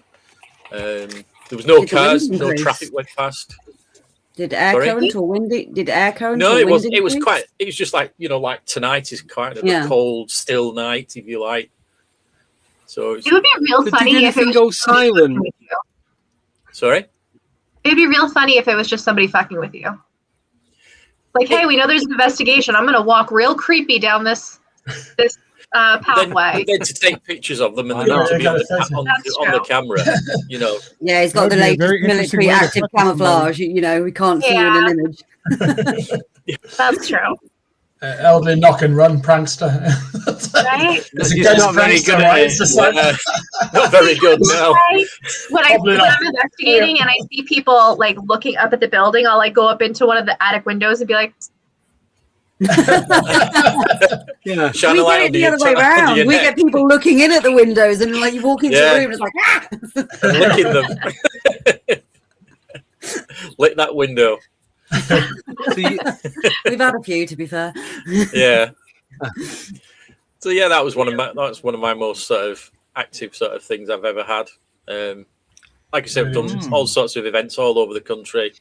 I've had all sorts of experiences, both physical and spiritual. I'm quite clairvoyant. I'm quite sensitive to spirit, so I've seen things and I've heard things and experienced things, both physically and psychically, kind of thing. So, did you pick up anything up from this random dude that was walking, or did you feel anything when he went past? Apart from annoyance that he didn't show up in the photo. Yeah. It was more of a physical experience rather than me sort of trying to pick up on, any activity. I was more focused on this highwayman character, the ghost of this highwayman coming. So when you said no cars went past, were the cars going past before and after you seen him? Yeah, during the day. So earlier on in the evening when people were turning up at the event. An occasional car would go past. It's one of those roads where it's a country lane, Andy. You know what people drive like down country lane. Yeah. You're not stopping, you're not slowing down, you're not waiting for somebody or anything like that. And that sort of crossed my mind. I thought to myself, if you're walking around like this and somebody comes hurtling down these country roads like you get hit, you ain't going to stand a chance. Yeah, you're not really going to stand much of a chance. And how long is it going to be before anybody knows? I was just thinking if you got the zone of silence as it was happening, and then everything came back afterwards. No, it was quite. It was quite all the way through. Apart from the people chatting and laughing and kind of thing, there was nothing else that was sort of untoward about the event. It was just literally a cold night like tonight. Just people stood outside having a cigarette, and a chat and getting a bit of fresh air before sort of getting back into the event and carrying on doing an investigation. Yeah. We'd actually just literally gone outside for fresh air, not to have any sort of paranormal experience. This just kind of turned up out of the blue sort of thing. Yeah. What's the best you're not expecting it? Yeah. Yeah. Always the way. Yeah. Have you got these photos that you're taking, Mike? Have you put them online and that sort of the photos that you took? Are they online? No, I didn't. No, I'd lost the pictures that I'd got. It was an old camera kind of thing, so it's going back. Also, there was nothing in them. Yeah, I didn't catch anything, so. Yeah. Andy's doing it. We're all prepped for that. He's attempting to do it. The gong has gone wrong. What the hell? Gone wrong. All right. Ready? Hey. I'll use the real one. There we go. I got it. Nicole, did you gong? You can be in charge of the gong. You can be in charge of the gong so from much now power. It's pretty powerful. This is going to go horribly wrong. Time to go. Right. So we've got 3, 5, 6, and 8. Can I choose 6? You can indeed. And that is Nicole. Oh. Yours What am I? is 1 second. I'm scared. Come on. Cool. I could hear Nicole. Ready? He's killing me with anticipation over here. Please. I've got a copy and paste. Okay. There you go. All right. Mediumship, intuition, and spirit communication. All right. I'm going to take the last one on this, the spirit communication, because mediumship. You're gone. Sorry, mate. Andy, we can't hear you, mate. We can't hear you. Sorry, go on. Is that not a spiritual Obvious, communication of ringing in the ear? Yeah, Right? it is. Hearing Actually. bells.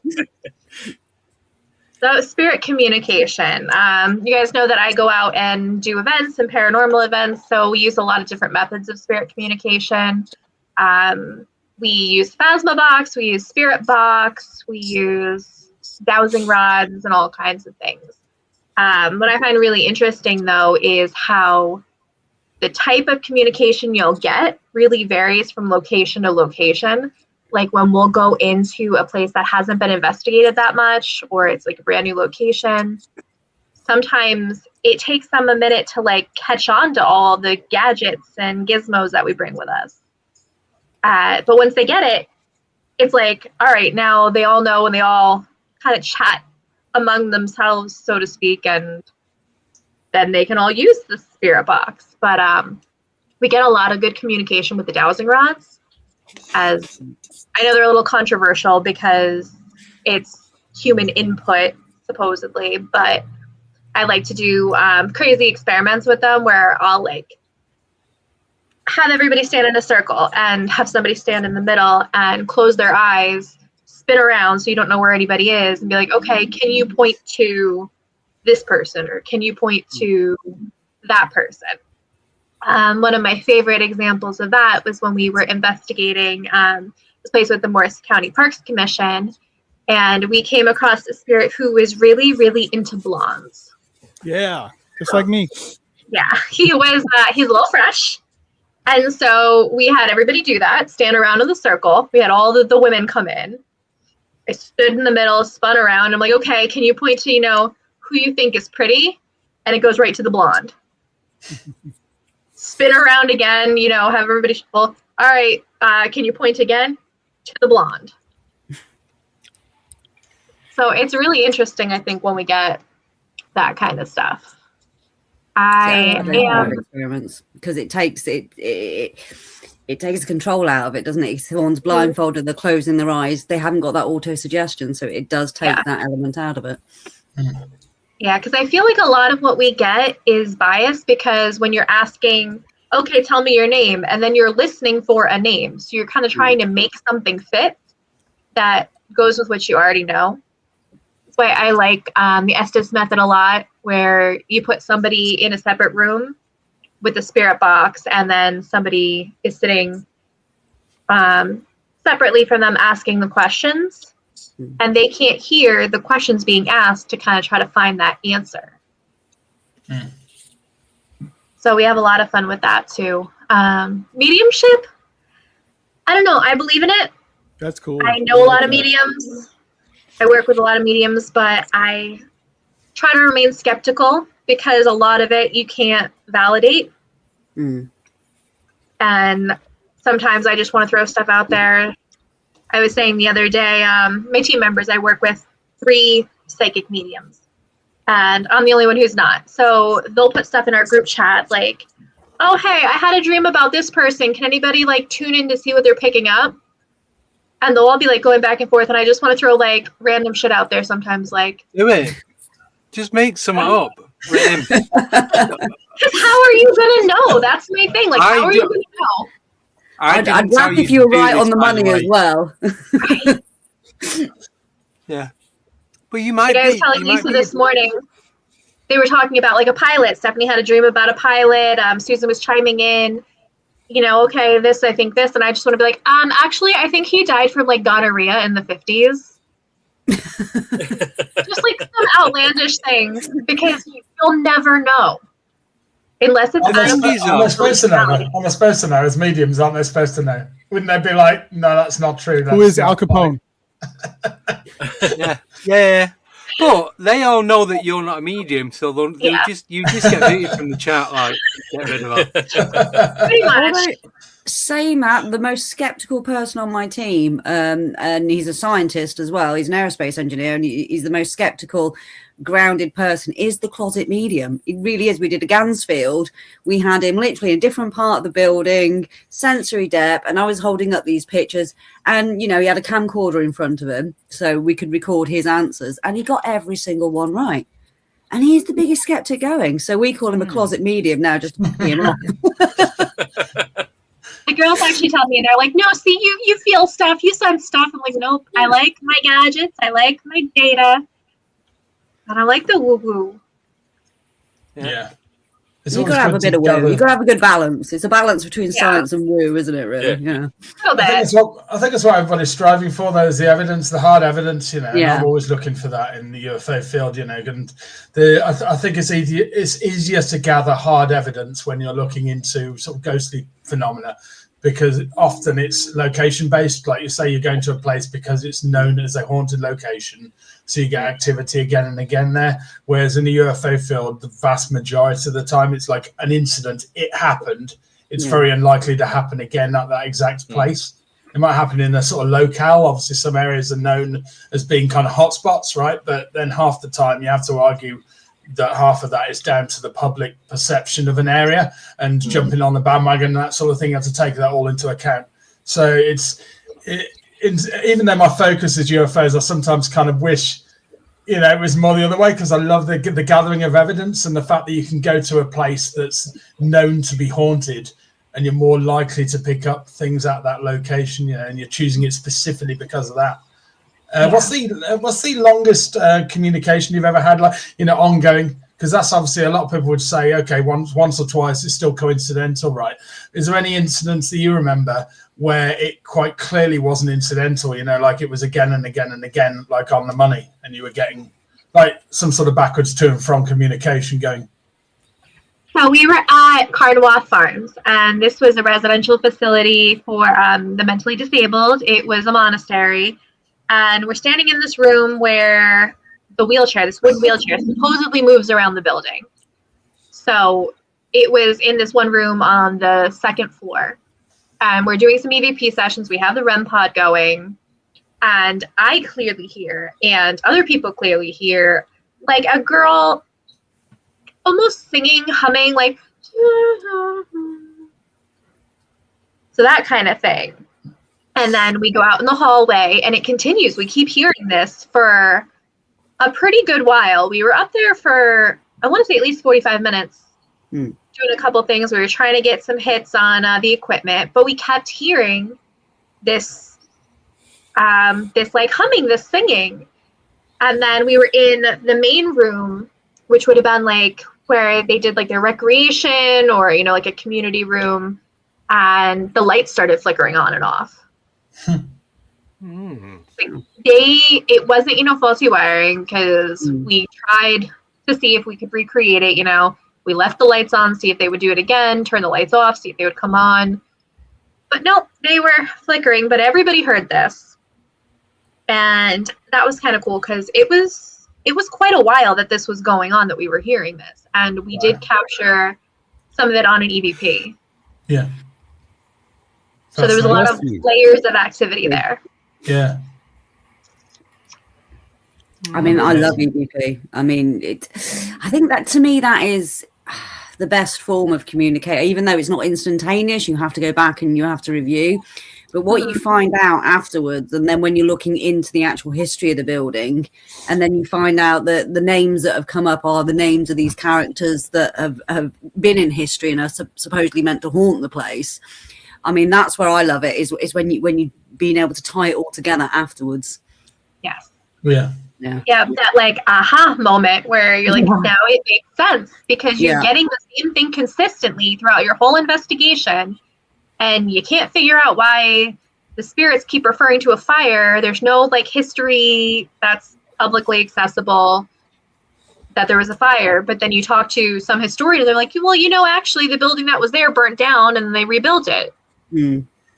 But then you've got to remember as well, a lot of stuff wasn't documented. Yeah. So depending on how long ago it was, say it was like 500-600 years ago, they wouldn't have documented that as opposed to it happening 250 years ago. Yeah. Well, Well, we find that a lot with, because you go into these fancy old like mansions, and you can see their whole history. Everything they did was documented, written about. But the people who were like poorer or more middle class, there's nothing about them because they weren't notable. Same with the staff, same with some of the upper class females as well. I mean, up to a certain point, their births weren't recorded. Their marriage was, because the dowry was, money changed hands, but their actual birth was never recorded. So, unlike today, where people are going to be able to find your Facebook, however many years from now, and be like, "Look, this is what they ate for breakfast on Saturday." Oh, we're going to be AI tagged by the end of 2027. Yeah. Instagram is where you post your food, not Facebook. Whatever you're posting your breakfast. Speaking from experience, Andy. No idea what you're talking about. Officer. Only old people use Facebook now. I ain't plugging your food pics, Andy. I'm sorry. Paranormal Pizza, yes. I ain't plugging food pics. Well, you send me a picture of a cappuccino and a latte, it ain't going on Insta. I've done that before now. Just because of the size of the Costa cup, it was 2 handle. It was massive. I don't do Insta coffee. I don't do coffee at all. No, you didn't say it right. How do you say coffee? Coffee. Coffee. Thank you. There we go. Anyway. What you on? Saved by the gong. Every time I look down at that corner, by the way, it looks like Mike is eating that pizza. Yeah, I think the same thing. Share, mate, share. That looks quite nice. Like pin that alien's nose.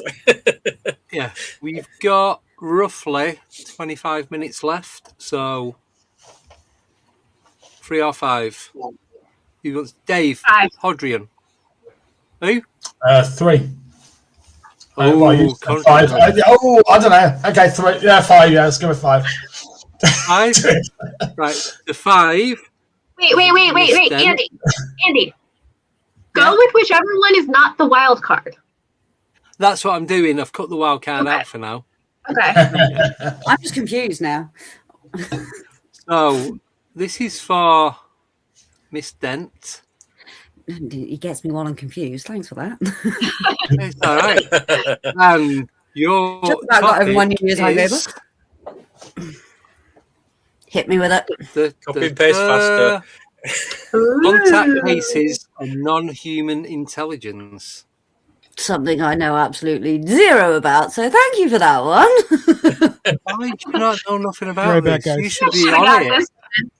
For only experiences, but I'm the paranormal girl, so yeah, UFOs is You don't have to. Non-human intelligence just walk around Manchester on a Saturday afternoon. Well, yeah, You're not even joking.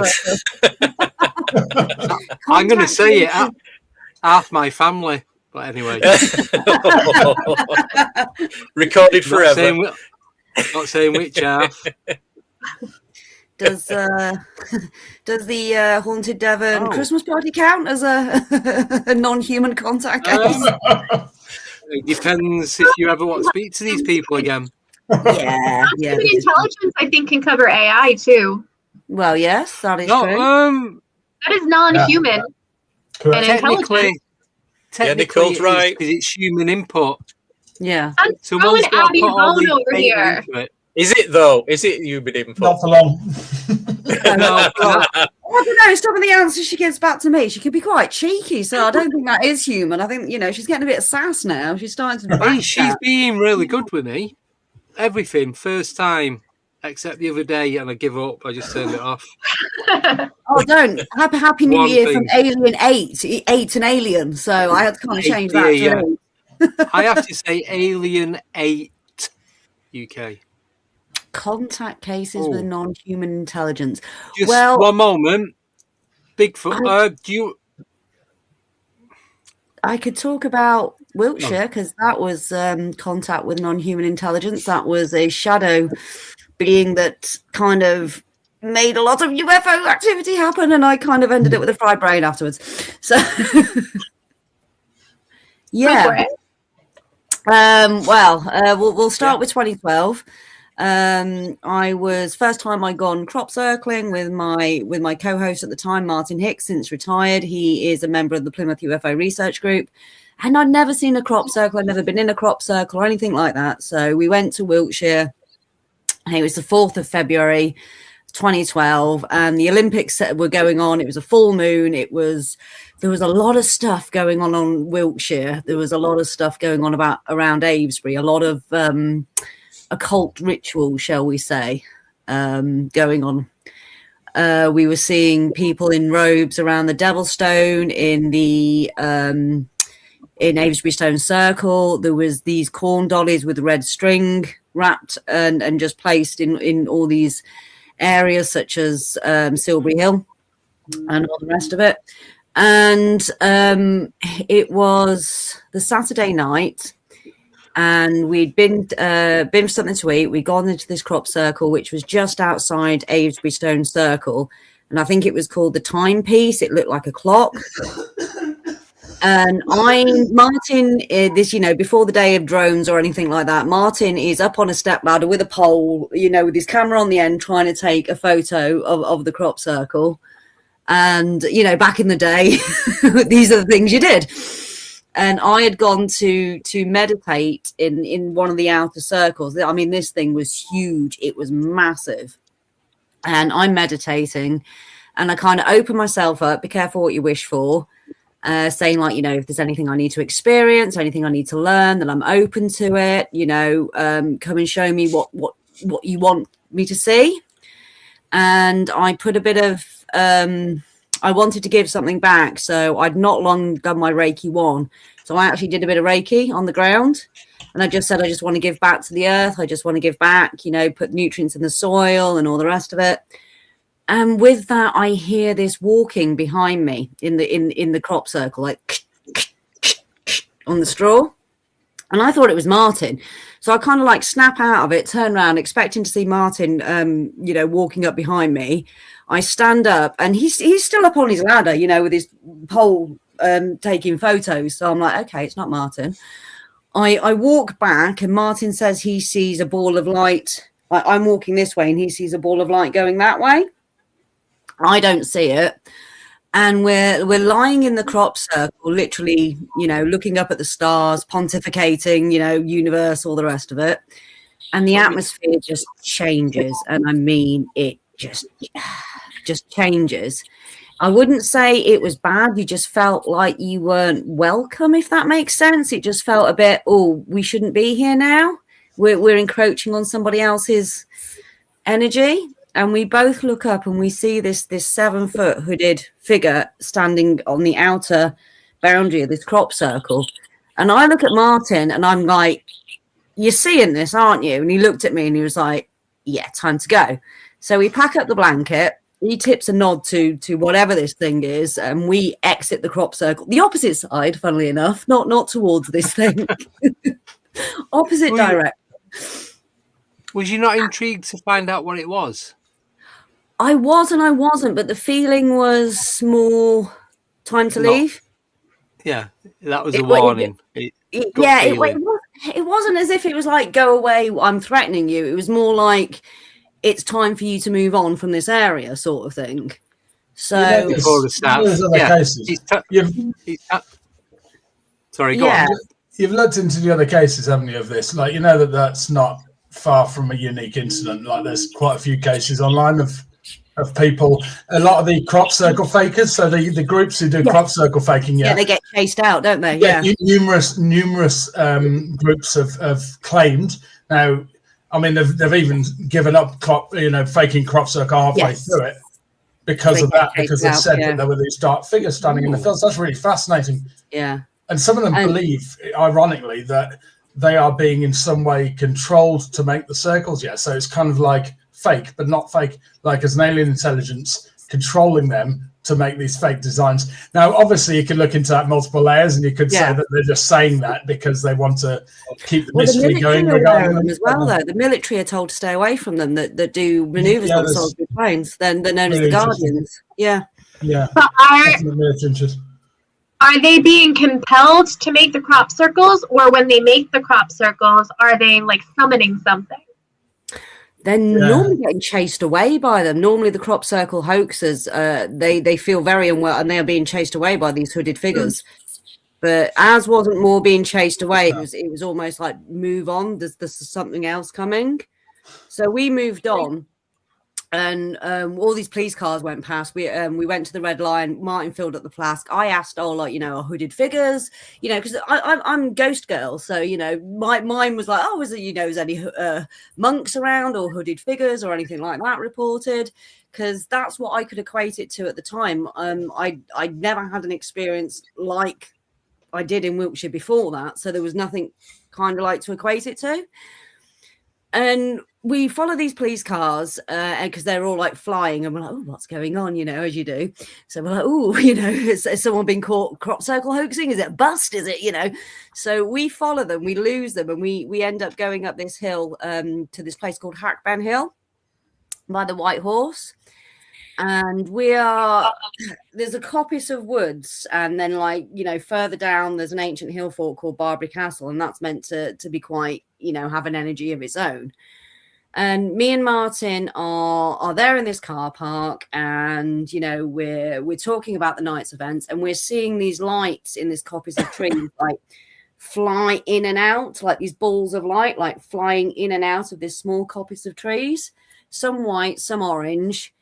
And then we're watching these bright white beams of light literally just come up from the center of these woods and just like literally light up the whole sky. Like someone's like got a disco on the go, or there's a laser show, or, at the concerts where you get the really big, and, they really light up the sky.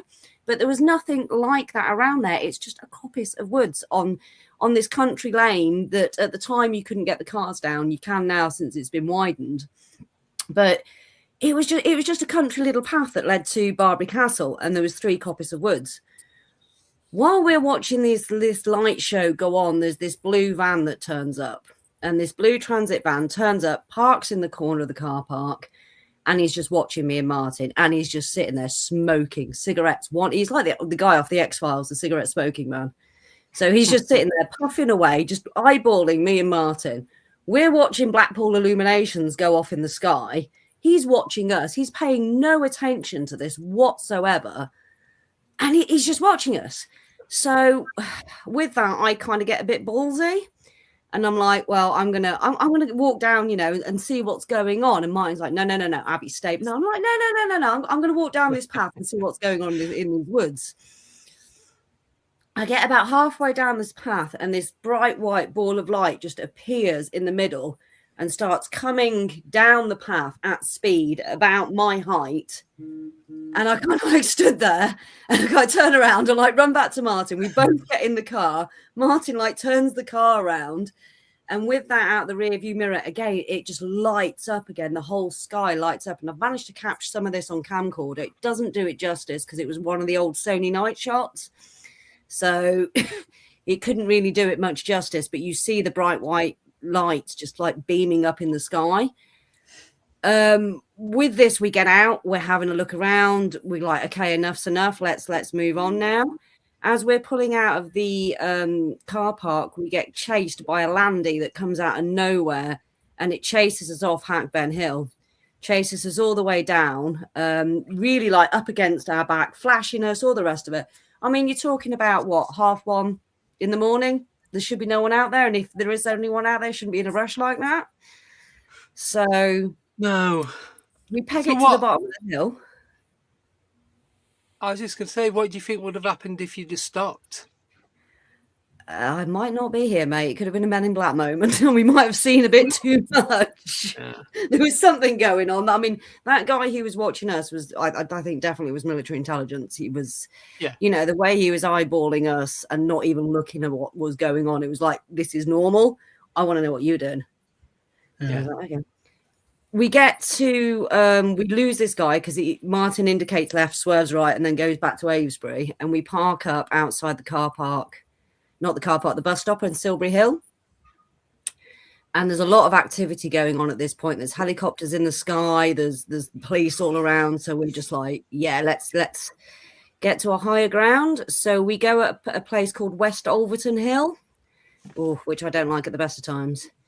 And we're at the top of this hill, and we're looking down over what we now know is the Adam and Eve standing stone. At the time, we couldn't see what it was.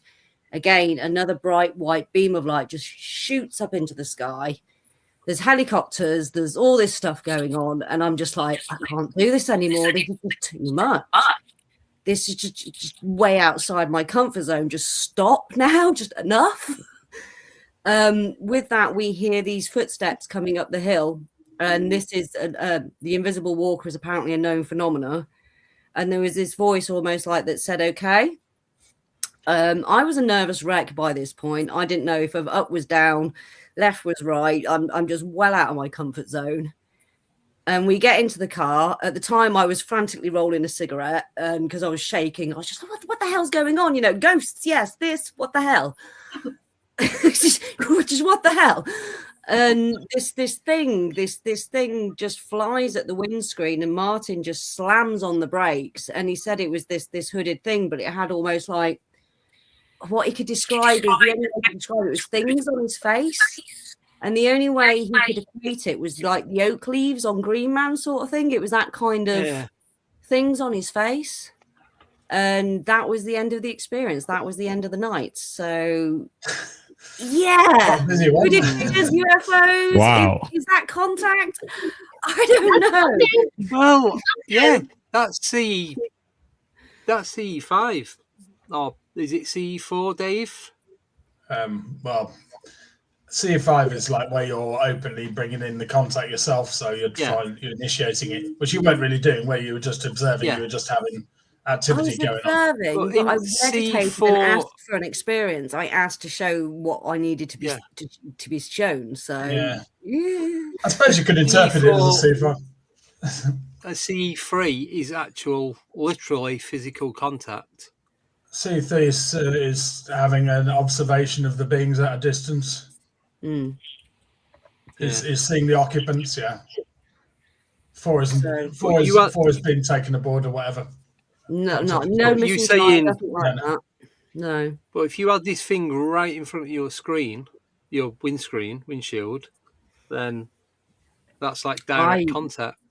I luckily didn't see that. I had my luckily I was a smoker at the time, and I had my head buried into rolling a cigarette, and I'm glad I didn't see it, to be quite honest with you. I mean, Martin is a level-headed guy himself. I mean, you've spoken to Martin yourself. Yeah. And the way he slammed on the anchors, I went forward and I literally put my hand on the dashboard to like brace myself, because he literally just slammed on the anchors. So and then it came back the year after, and we had another wild experience. So this hooded figure came back and put us through the ringer in the Twilight Zone again the year after. Exactly a year. Exactly a year. Again, you know what we need to do this year. Yeah, absolutely. It's only happened the 2 years, 2012, 2013, but Jesus, I'm getting my passport. I'm coming over. We're doing Wiltshire this year. But I mean, does that count as contact, or is that Guardian? For me, That's an experience. I mean, it depends on whether you view that as an alien being and related to the lights that you were seeing going into and out of the trees, or something completely separate. So, I mean, or interlinked with it. So again, we've gone over numerous things this evening where you've got multiple activity going on at the same time, and you get this again and again. I mean, there's obviously cases on record where people have seen sort of glowing lights or UFOs, whatever you want to call them, and then there's been Bigfoot sightings, seen around the same time. Does that mean that the Bigfoot itself is an alien species? Maybe. There's so many interpretations to this. This hooded figure followed me around for a few years, and every time I'd see him, there'd be a UFO, something UFO-y. Yeah, there you go. Fascinating. What I found fascinating was the detail. You mentioned it reminded you of a Green Man with oak leaves. Yeah. That's far out. I like that. That's Got the my and attention. that's what we call him. We don't call him a hooded figure. Me and Martin refer to him as Green Man because of it. Yeah. Really interesting. Anyway, sorry guys. Yeah. I know we only got like 15 minutes left. Hey, I managed to talk to him for about 15 minutes, so you're all right. Yeah. You did good. So, the next is number 3, and that is Mr. Dave Hodrian, and your topic is well, nothing at the minute. Okay, that's easy. There you go. Just sit in silence. UFO sightings and aerial anomalies. Easy. that's easy. I Isn't told you. Yeah. I know a little bit about that. I know it is really, isn't it? Oh wow! Where do we start with this? Oh my god! Okay, so when people talk about UFOs, yeah, like people see UFOs all the time, right? When you see an aircraft in the distance and you can't identify it as an aircraft, is that not a UFO? Yeah, you're seeing a dot on the horizon. Yeah. It's a glowing light. It's going on a straight path. Yeah. Does that mean if it's moving on a straight path as a light, does that mean it's definitely a plane? No, it doesn't. No, but we interpret it as a plane because we're like, oh, it's moving about the speed of a plane, and it's it's got the right color for a plane, and it's moving on an aero course, and it's not stopping and shooting up and this sort of thing. Yeah. So everybody sees UFOs all the time, and this is a big distinction between a UFO and an advanced craft of some kind. So, a lot of people sort of misinterpret the term UFO or UAP, if you want to call it that now, if you like, whatever floats your boat, right? A lot of people misinterpret that word as meaning definite alien craft, right? But it's not. It encompasses all sorts of things, a lot of which are, of course, completely mundane. Now, I've dealt with, I've actively investigated UFOs now for 17 years, maybe 18 now. It's come to the next year. Probably have to add on one to that. But either way, a long, long time. And I will tell you, the vast majority of things are mundane. And you've always got to take that into account. But at the same time, I've dealt with many, many cases where it's not that, clearly not that. Now, I look for the movement in these objects more than I do for the appearance, right? Because let's say somebody sees a domed disc-shaped thing with rainbow-colored lights flashing around its center, there's some windows or whatever. Yeah. The trouble is with that, is you've got mundane explanations of what that could be, right? It could be a remote control model that's been made to look like a UFO. I don't know if any of you ever saw this. This is a good while back. This is going back 15, 20 years maybe. There was a TV program. I don't know if you saw this. They made a model UFO on purpose and then started flying it around to see what would happen and to see the public's reaction. I heard about it. I didn't see it. But it was very, yeah. They got loads of reports. Oh, yeah. I mean, it looked wild, yeah. It was about, I'd say it was about sort of 10 meters across or something. So it was sizable enough, yeah. And when it's up in the air, it was very, very hard to tell exactly how far away it was and therefore how big, yeah. So people were interpreting it as like this massive craft. And, they were just going absolutely berserk, and obviously this was before Birmingham UFO Group was even a thing, so we didn't get any reports of this, but I'm sure some UFO groups around the country would have. So looking at the appearance of a thing, you've always got that element that it could be like a fake model that's been made to look like a UFO. Then you've got LED balloons. So most people think of an LED balloon, as a balloon with an LED light in it, right? Like a flash, and it flashes. Yeah. Sometimes it can be like a solo color, like red or just white or whatever. Sometimes it can flash like red, blue, whatever. But some of them are very, very impressive. Some of them are much bigger, have got remote controlled and have sort of color fading and this sort of thing. Yeah. Now, if it's remote controlled, that means that it can do sort of movements like modern day drones can do. Yeah. Not as fast because it's a balloon, right? But it can still change course and that sort of thing. And it can be a weird shape, so it can look like a kind of oval or egg-shaped thing. So most of the things there are things that people used to look for in the past as being a UFO, right? You know, a craft. You know, it's got the shape, it's got like glowing colors, it's performing odd maneuvers, and to all intents and purposes, that can be misinterpreted as a craft and reported as a UFO. Yeah, and the people look into it, and it sounds quite good, doesn't it? So that's why I focus more these days, especially these days. Now we've got drones, yeah, on the movement of these objects, because. And I'll tell you, drones have made it a lot more difficult. They've made it really challenging, yeah. Because when I started investigating back in 2007, yeah, drones weren't out then. Drones started about 2011, 2012.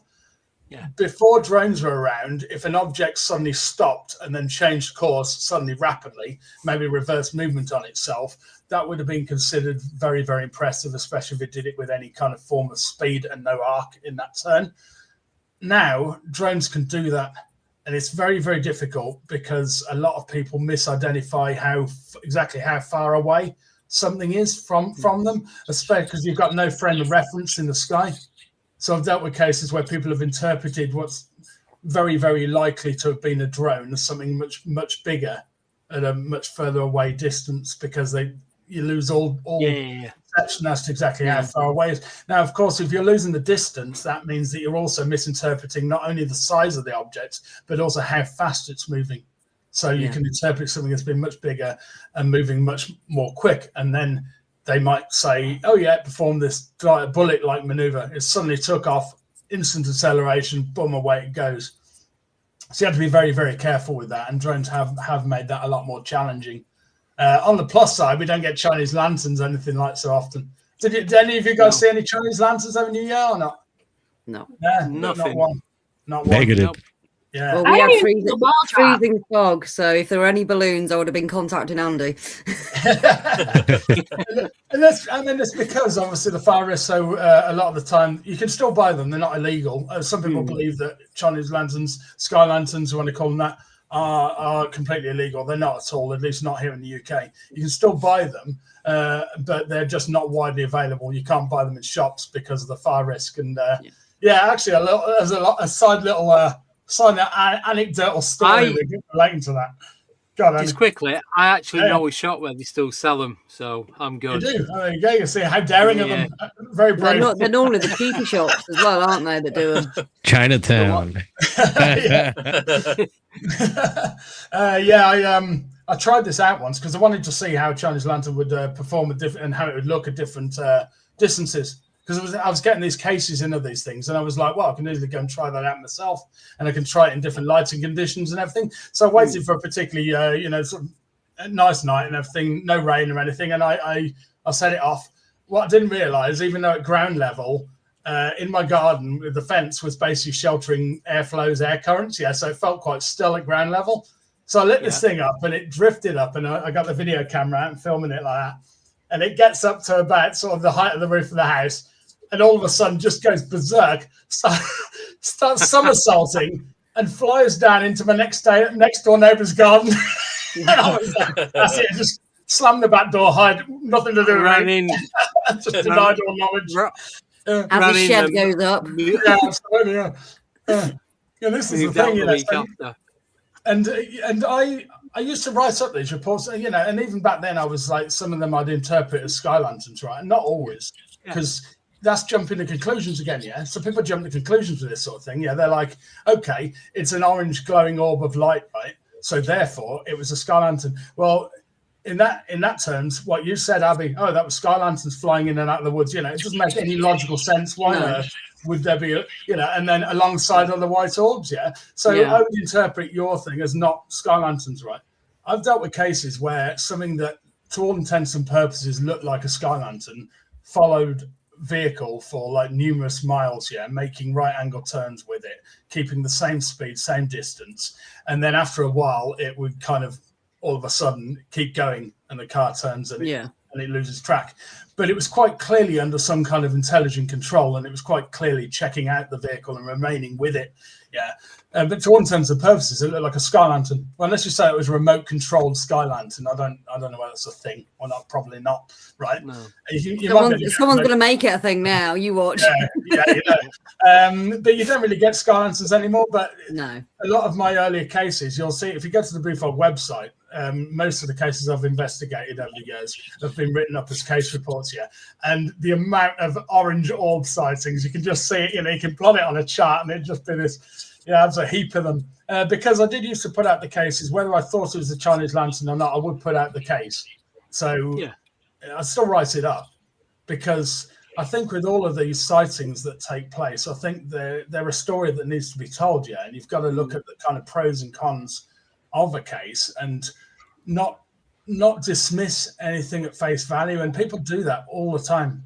Debunkers and skeptics in the UFO subject, they ignore certain facts, certain aspects of a case to make it fit a mundane explanation.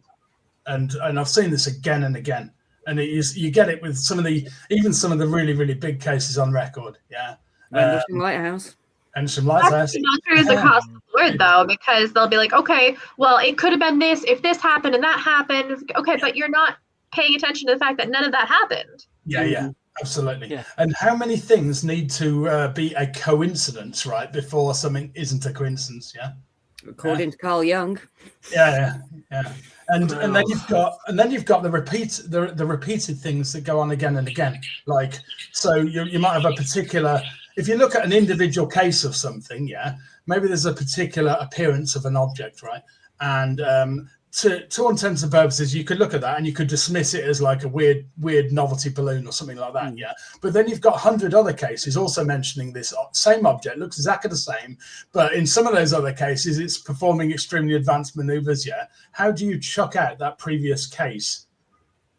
You could then look at the other cases and you could be like, okay, so in this first example, it was that same object. It just happened to not perform any advanced maneuvers, because these things perform all sorts of maneuvers, So again and again, I'll see people sort of dismiss.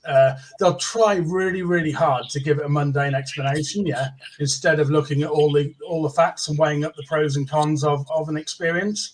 And a lot of that is, it's very easy for people to jump to conclusions if you're only looking at a small number of cases. But when you sort of deal with case after case and you see the similarities between things, it becomes harder and harder to deny that there's something very real going on with this subject on a global scale. And people, in a way, they'll be like, oh, okay, it could have been this, it could have been an airplane, it could have been that. It's like, okay, but did you check the flight logs? Did you see if there were any flights in the area? Because as somebody who files a report, that's something that people typically do. They'll be like, okay, well, we tried, when like Andy saw his thing, we contacted hot air balloon companies to say, is this you?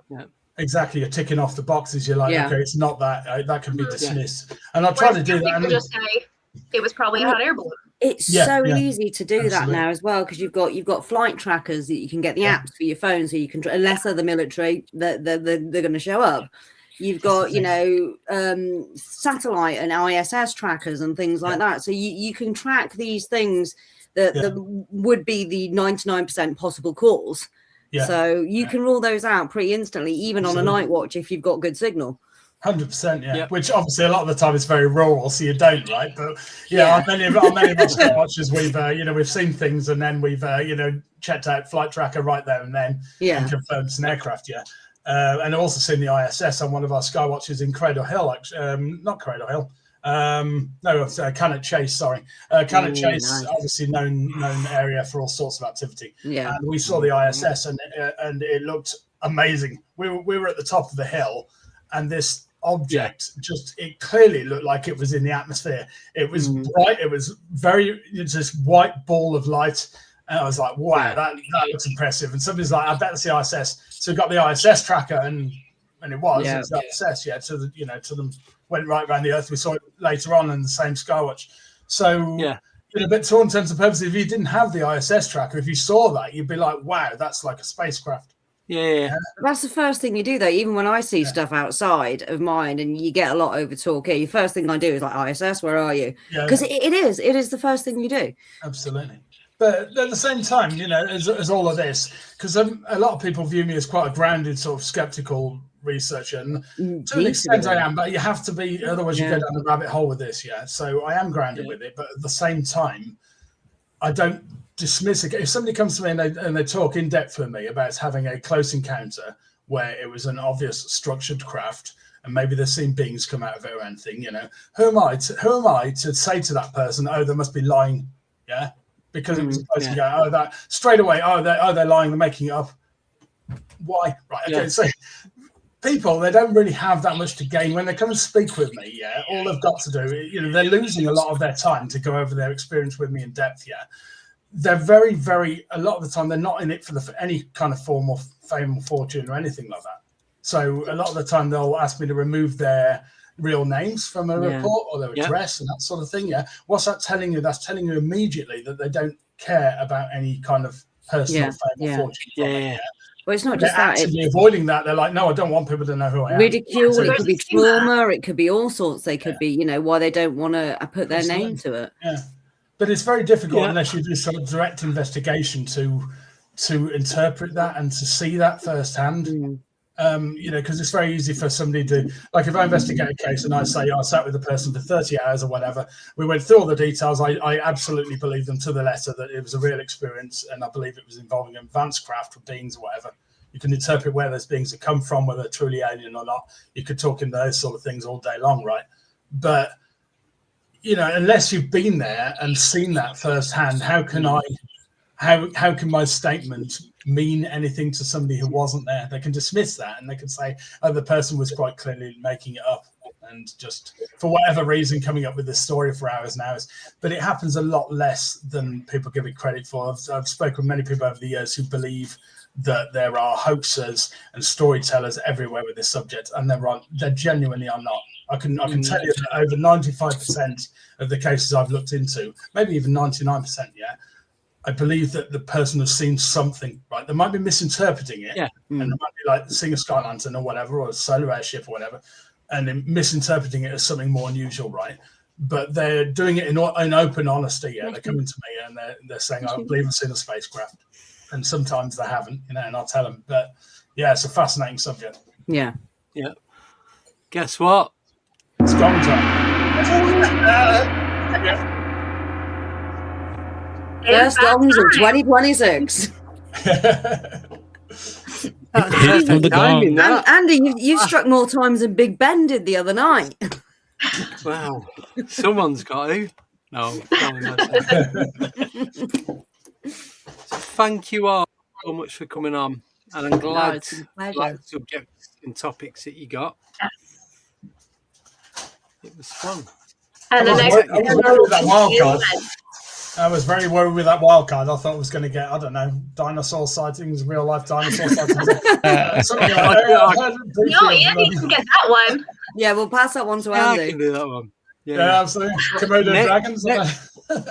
But next time we speak, Dave, I'll have to tell you about the car headlight I seen going through the tree branches in daylight. It was like a headlight unit, and it's just going through the trees.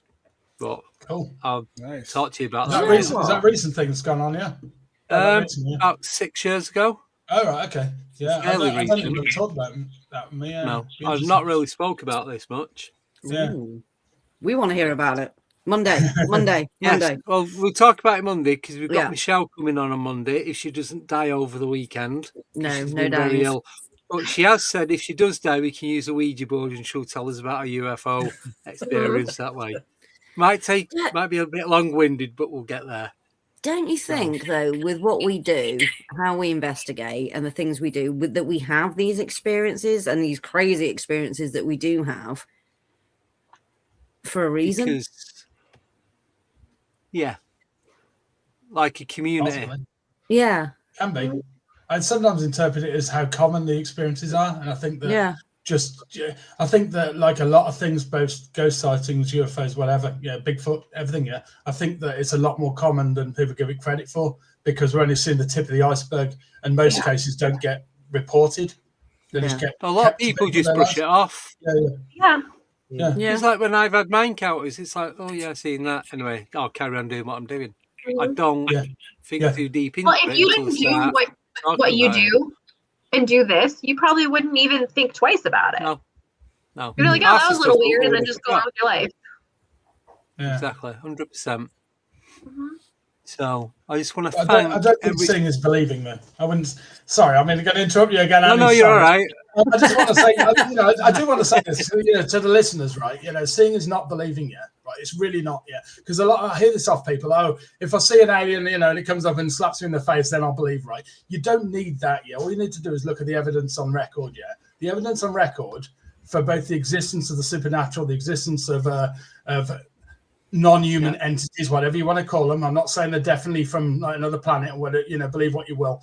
The evidence for Bigfoot, the evidence for cryptids, it's absolutely massive. There's so many cases on record. You don't need to have an experience yourself to believe I believe in the existence, the reality of the UFO subject. I believe that for many years before I finally had a sighting in 2009. So, I don't think you need that direct evidence to tip you over that point. I think just look into it in depth. Sorry, there you go. Go on. No, you're all right. You want to gong me again if you want. He's getting tired over there. Look at him. It's late. Me, I got like 3 hours sleep last night. So it's just been Christmas, New Year. It's just sleepless is what it is. All right, do your thing, Andy. Anyway. When are we back? So, just going to say thank you, all of you, for coming on. Absolutely loved it. It's a pleasure all meeting you all. Stuff going on, and it was a good range of topics as well, I think. So and a good range of people. Good spectrum, yes, definitely. So myself and Abbie are back on Monday with Micheal, if she's breathing. She's going to talk about her encounter. I'll mention about the headlight in the trees. And then we are back. There will be one going out on Wednesday for Encyclopedia of the Unknown. It's going to be pre-recorded at some point tomorrow, Nicole. Just to remind you, in case you forgot. I didn't forget. I was ready last weekend. I wasn't even here last weekend. I was up in Manchester. And then we're not on next Friday. Right. And the reason that we're not on is I am on Paranormal Online. Yes. 9:30. The one that Neil Packer's doing. Yeah. So I'm talking on that 9:30 next Friday. And then we'll be back again the following Monday and back to normal. That is it. We have got some guests coming back on. I'm just waiting for them to confirm actual dates. But they're going to be coming on the Friday, the odd one on the Monday. And that's it. So anyone got anything else to add before we wrap this up? Just want to say Happy New Year to everybody and all the viewers. Yeah. Happy New Happy Year. New Year. Happy New Year. See you all later. See you Monday. 7:30 UK time, 2:30 EST, 11:30 AM PST, and I cannot be asked with all the other time zones. Sorry. Too many. Too many. Right. See you all Monday. Have a great weekend. Thanks again. Thank you, everybody in the chat, moderators, a lot. Bye-bye.